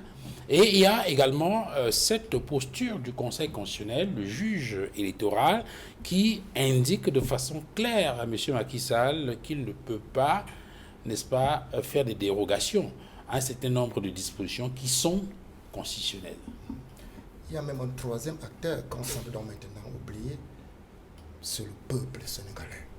Dans sa capacité de se mobiliser et de dire non à la forfaiture et à la dérive autoritaire du président Macky Sall. Parce que la capacité de mobilisation du peuple sénégalais a mis une certaine pression pour que le Conseil constitutionnel se mobilise. Il faut comprendre, ça a été un déclic dans le peuple sénégalais qui refuse d'être dans les gradins, mais qui est dans le stade de l'arène politique, qui défend les codes de son avenir avec liberté et plénitude de conscience, et le ferment de tous ces segments et ces articulations qui sont en mobilisation, que ce soit le Conseil constitutionnel, que ce soit les intellectuels. Donc, il y a 3 acteurs qui aujourd'hui donnent des leçons à d'autres nations, à d'autres peuples, c'est-à-dire les institutions sénégalaises, notamment le Conseil constitutionnel, le peuple sénégalais et la constellation des intellectuels et des penseurs sénégalais. Parlant donc des intellectuels, comme vous semblez vous apaisanter sur la question, il faut comprendre que je crois qu'en écoutant les 2 panélistes précédemment, ils ont tout dit, c'est-à-dire la liberté de penser. La liberté de penser et la liberté d'exprimer les opinions en termes de participation dans l'intérêt public, c'est un devoir premier des intellectuels. Parce que les intellectuels sont quoi? C'est le plein phare d'une nation qui est égarée. C'est les intellectuels qui balisent le chemin, qui donnent le déclic, qui orientent que, attention, il y a dérive. Parce que le politique est vicieux et vicié en même temps. Le politique est là pour ces petits calculs qui en même temps peuvent assécher tout un peuple, en même temps peuvent l'inonder. Il revient donc aux intellectuels de savoir se prémunir de leur rôle. Je voudrais rappeler à M. Kelbe que c'est cette motivation qui pousse le professeur Maurice Kamto à interpeller le FMI. Ça fait partie de ses préoccupations en tant qu'intellectuel dans la constellation des penseurs camerounais. Ça veut dire que nous avons besoin d'observer ici des intellectuels dans nos sociétés qui n'ont pas, n'est-ce pas, édulcoré leur énergie intellectuelle sous la pression de la dictature du besoin. La dictature du besoin. Oui. C'est-à-dire plusieurs de nos intellectuels, en échange de leur liberté de penser, ont préféré s'abreuver de quelques miettes sous la table. La dictature du besoin les a emportés, a eu raison sur eux par rapport à ce que le peuple attend d'un intellectuel. Donc on note dans le courage et surtout la complicité l'harmonisation de l'unicité de parole et de pensée des intellectuels sénégalais qui ont dissuadé Macky Sall dans sa démarche de dérive. On note maintenant dans la force des institutions. Il faut comprendre que le régime d'État républicain, quand il est tel qu'il est conçu et brodé à la fin du XVIIIe siècle, le régime d'État républicain a pensé à la théorie de la séparation des pouvoirs. Montesquieu a procédé à la théorie de la séparation des pouvoirs pour renforcer les ressorts du régime d'État républicain. Il faut que le pouvoir arrête le pouvoir. Bien sûr, c'est le pouvoir et le contre-pouvoir. C'est pour cela que dans une arène républicaine qui baigne dans la démocratie, il faut observer la manœuvre et la liberté de chaque institution, surtout les institutions qui sont portées de souveraineté, telles que le Conseil constitutionnel, telles que la justice, dans son ensemble, tel que le Parlement. Le Parlement, il faut se toucher du doigt la séparation de pouvoir. C'est grâce à la séparation de pouvoir, par laquelle brille le Conseil constitutionnel, que ce dernier s'est distancé à dénoncer la démarche illégale du président Macky Sall et même du Parlement. Parce que c'est le Parlement qui a voté la loi de prorogation. Un Parlement qui a été pris en tenaille. Un Parlement qui a été désacralisé. C'est aussi par les forces de maintien de l'ordre. C'est aussi l'occasion. Oui, les forces de maintien de l'ordre qui ont fait éruption au Parlement pendant l'adoption de cette loi-là pour neutraliser, entre griffes, les députés de l'opposition qui justement étaient opposés à cette loi qui était... C'est l'occasion de rappeler la constitution d'un État qui brille sur le régime républicain. La place des forces de maintien de l'ordre. On n'est pas force de maintien de l'ordre politique, on est force de maintien de l'ordre public. Ça veut dire que quand on est force de maintien de l'ordre, on ne regarde pas, on regarde d'abord, il faut sauvegarder la République. Parce que faire irruption dans un Parlement, les forces de maintien de l'ordre sont subordonnées au Parlement. Parce que le Parlement, c'est le Parlement dans une République. Le Parlement est sacré. On ne peut pas voir les forces de l'ordre entrer dans un Parlement embastiller les élus du peuple. Oui. Hein? Les élus du peuple. C'est autant de leçons qui nous viennent du côté de Sénégal, dont la force des institutions, le Conseil constitutionnel qui a brillé par cette liberté, qui a brillé par cette séparation de pouvoir et qui a pris ses responsabilités à main pour déjouer le coup d'État constitutionnel de M. Macky Sall. Macky Sall qui arrive au pouvoir dans les mêmes conditions, qui sait que bien, grâce à la liberté de pensée des intellectuels, grâce au soutien du peuple, grâce aux institutions, c'est pour ça qu'il arrive au pouvoir. Il aurait pu être victime de la même manœuvre. Donc, tellement de leçons, 3 acteurs à encourager: la séparation de pouvoir, la force des institutions, non pas la force des hommes, la liberté de pensée des intellectuels et surtout un peuple mature qui veut avoir les codes de son avenir en main. Les Camerounais doivent donc apprendre. J'ai envie d'être sénégalais à un moment donné. Simon Serge Sor, lorsqu'on écoute les interventions des uns des autres sur ce plateau, cela nous rappelle 1991, avec notamment la tripartite. On se souvient qu'en pleine crise politique dans notre pays, il y a une tripartite qui a été organisée. Au terme de cette tripartite, il y a eu un consensus, on va dire d'une façon qui a été matérialisée par la loi... limitation des pouvoirs.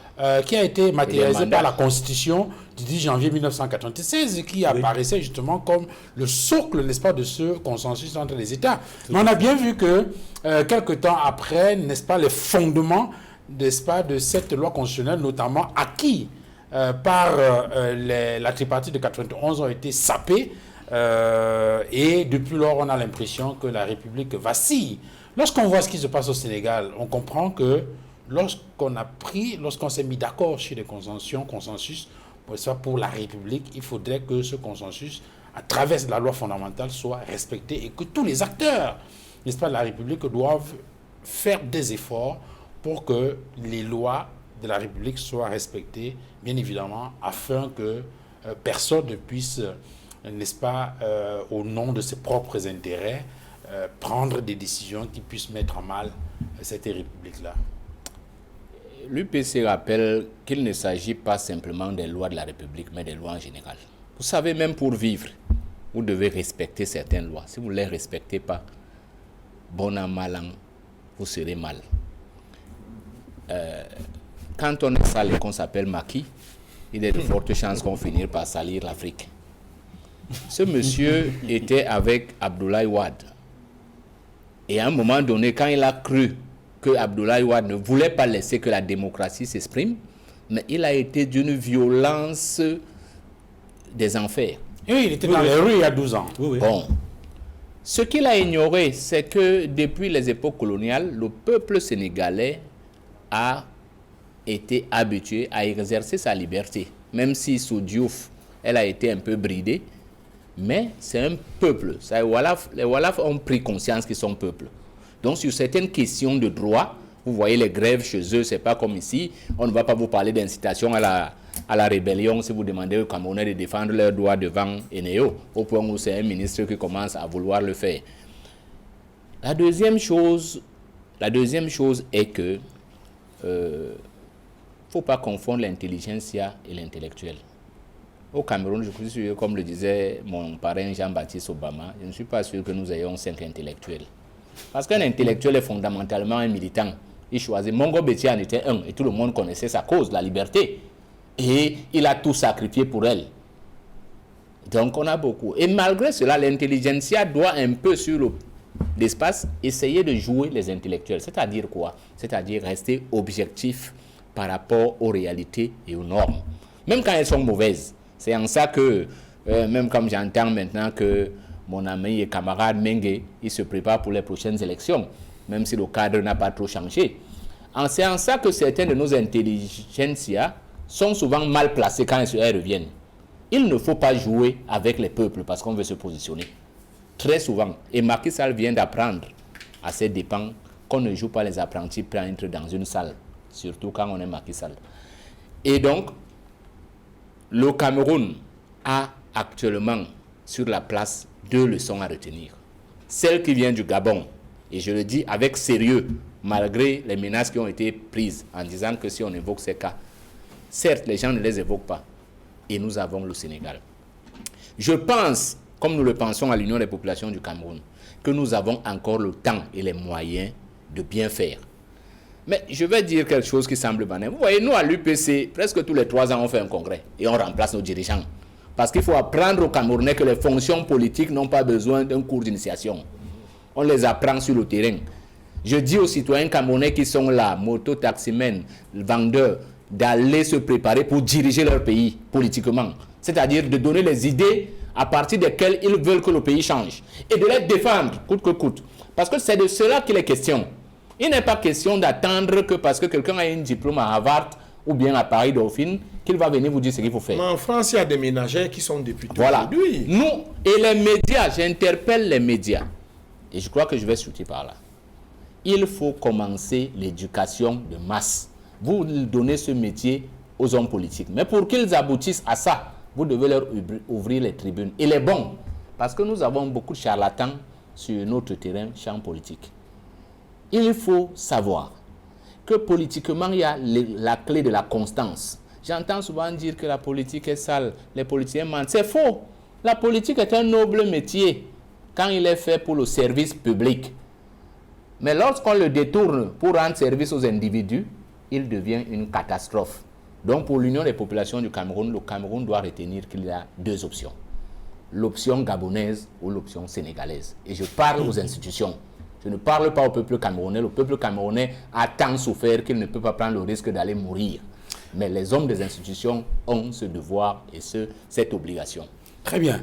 On va s'arrêter là pour ce dimanche. Merci, messieurs, d'être venus sur ce plateau. Mais avant de partir, puisque cette émission s'appelle le droit des réponses, nous avons effectivement un droit des réponses qui nous vient du ministère de la recherche scientifique et de l'innovation. Dans l'émission droit des réponses du 28 janvier, l'un de vos panélistes, le docteur Monod, a apporté des graves allégations mensongères et diffamatoires contre le docteur Madeleine Tuenté, ministre de la Recherche scientifique et de l'Innovation. Ainsi, au sujet des performances mitigées des Lions indomptables du Cameroun à la CAN Total d'énergie qui se joue en Côte d'Ivoire et s'offusquant face aux accusations récurrentes portées contre Samuel Eto'o-Fils dans les réseaux sociaux, le mis en cause a déclaré, je cite, Lorsqu'on essaie d'établir une échelle de responsabilité de ceux qui mettent le pays KO, Eto'o viendrait peut-être en millième position parce que devant nous, nous avons des exemples d'individus qui ont été cités comme des voleurs de l'argent du coronavirus. Dans cette énumération, des noms, des personnes qui le qualifient de voleur, c'est ce que dit la correspondance. Le docteur Mono a mentionné celui de Madeleine Tuente, ministre de la Recherche scientifique et de l'innovation, sous le prétexte qu'elle a été indexée dans le premier rapport de la Chambre des comptes. Suite donc à ces allégations qui, après à bien considérer les choses, constituent de la diffamation, je tiens à rappeler à l'intention donc du docteur Mono, des responsables de votre chaîne de télévision ainsi que l'opinion nationale et internationale que le ministre Madeleine Tuente n'a jamais ni géré ni perçu le moindre centime de fonds Covid. D'ailleurs, un rapport du ministère des Finances publié en 2023 et que M. Mono a choisi d'ignorer indique clairement que le département ministériel dont elle a la charge était à 0% d'ordonnancement des fonds à lui alloués dans le cadre de la riposte contre le coronavirus. À la lumière de ce qui précède, je vous prie de bien vouloir procéder au rétablissement de la vérité brisée par votre panéliste et par ricochet, l'avait restauré l'honneur de Madame le ministre mise à mal par ces allégations. C'est signé de la cellule de communication du MIRISI. Eh bien, cette lecture étant faite, il y a quand même une ou deux précisions qu'il faudrait faire. Nous notons premièrement que dans l'extrait qui a été choisi par la communication du MIRISI pour ce droit de réponse, il n'apparaît nulle part le nom de Madeleine Tuente. J'ai cité l'extrait. Oui. Vous voyez très bien que dans cet extrait n'apparaît nullement le nom de Madeleine Tuente, dont l'honneur, dit-on, a été sali. Je crois que ça aurait été plus juste et honnête de donner, n'est-ce pas, tout l'extrait incriminé in extenso pour que les autres puissent se faire avoir leur point de vue là-dessus. Et troisième chose, il faut bien indiquer que le MIRISI a été bel et bien cité dans le premier rapport de la Chambre des comptes, notamment pour ceux qui ont les rapports devant eux, ils peuvent regarder sur les pages 82, 83 et autres.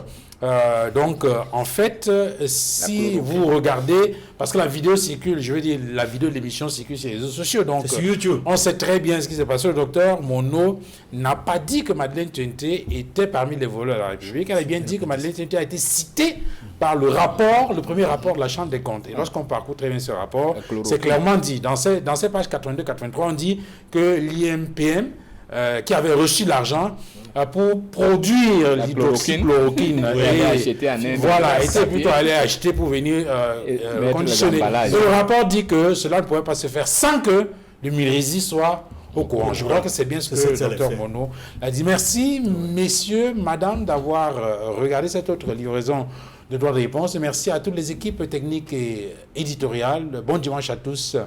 Et à très bientôt. Alors, prenons un rendez-vous ce soir, 20h30 pour une autre livraison de la vérité en face. Nous serons avec le bâtonnier Eric Ba. Bon dimanche à tous et à très bientôt. Au revoir.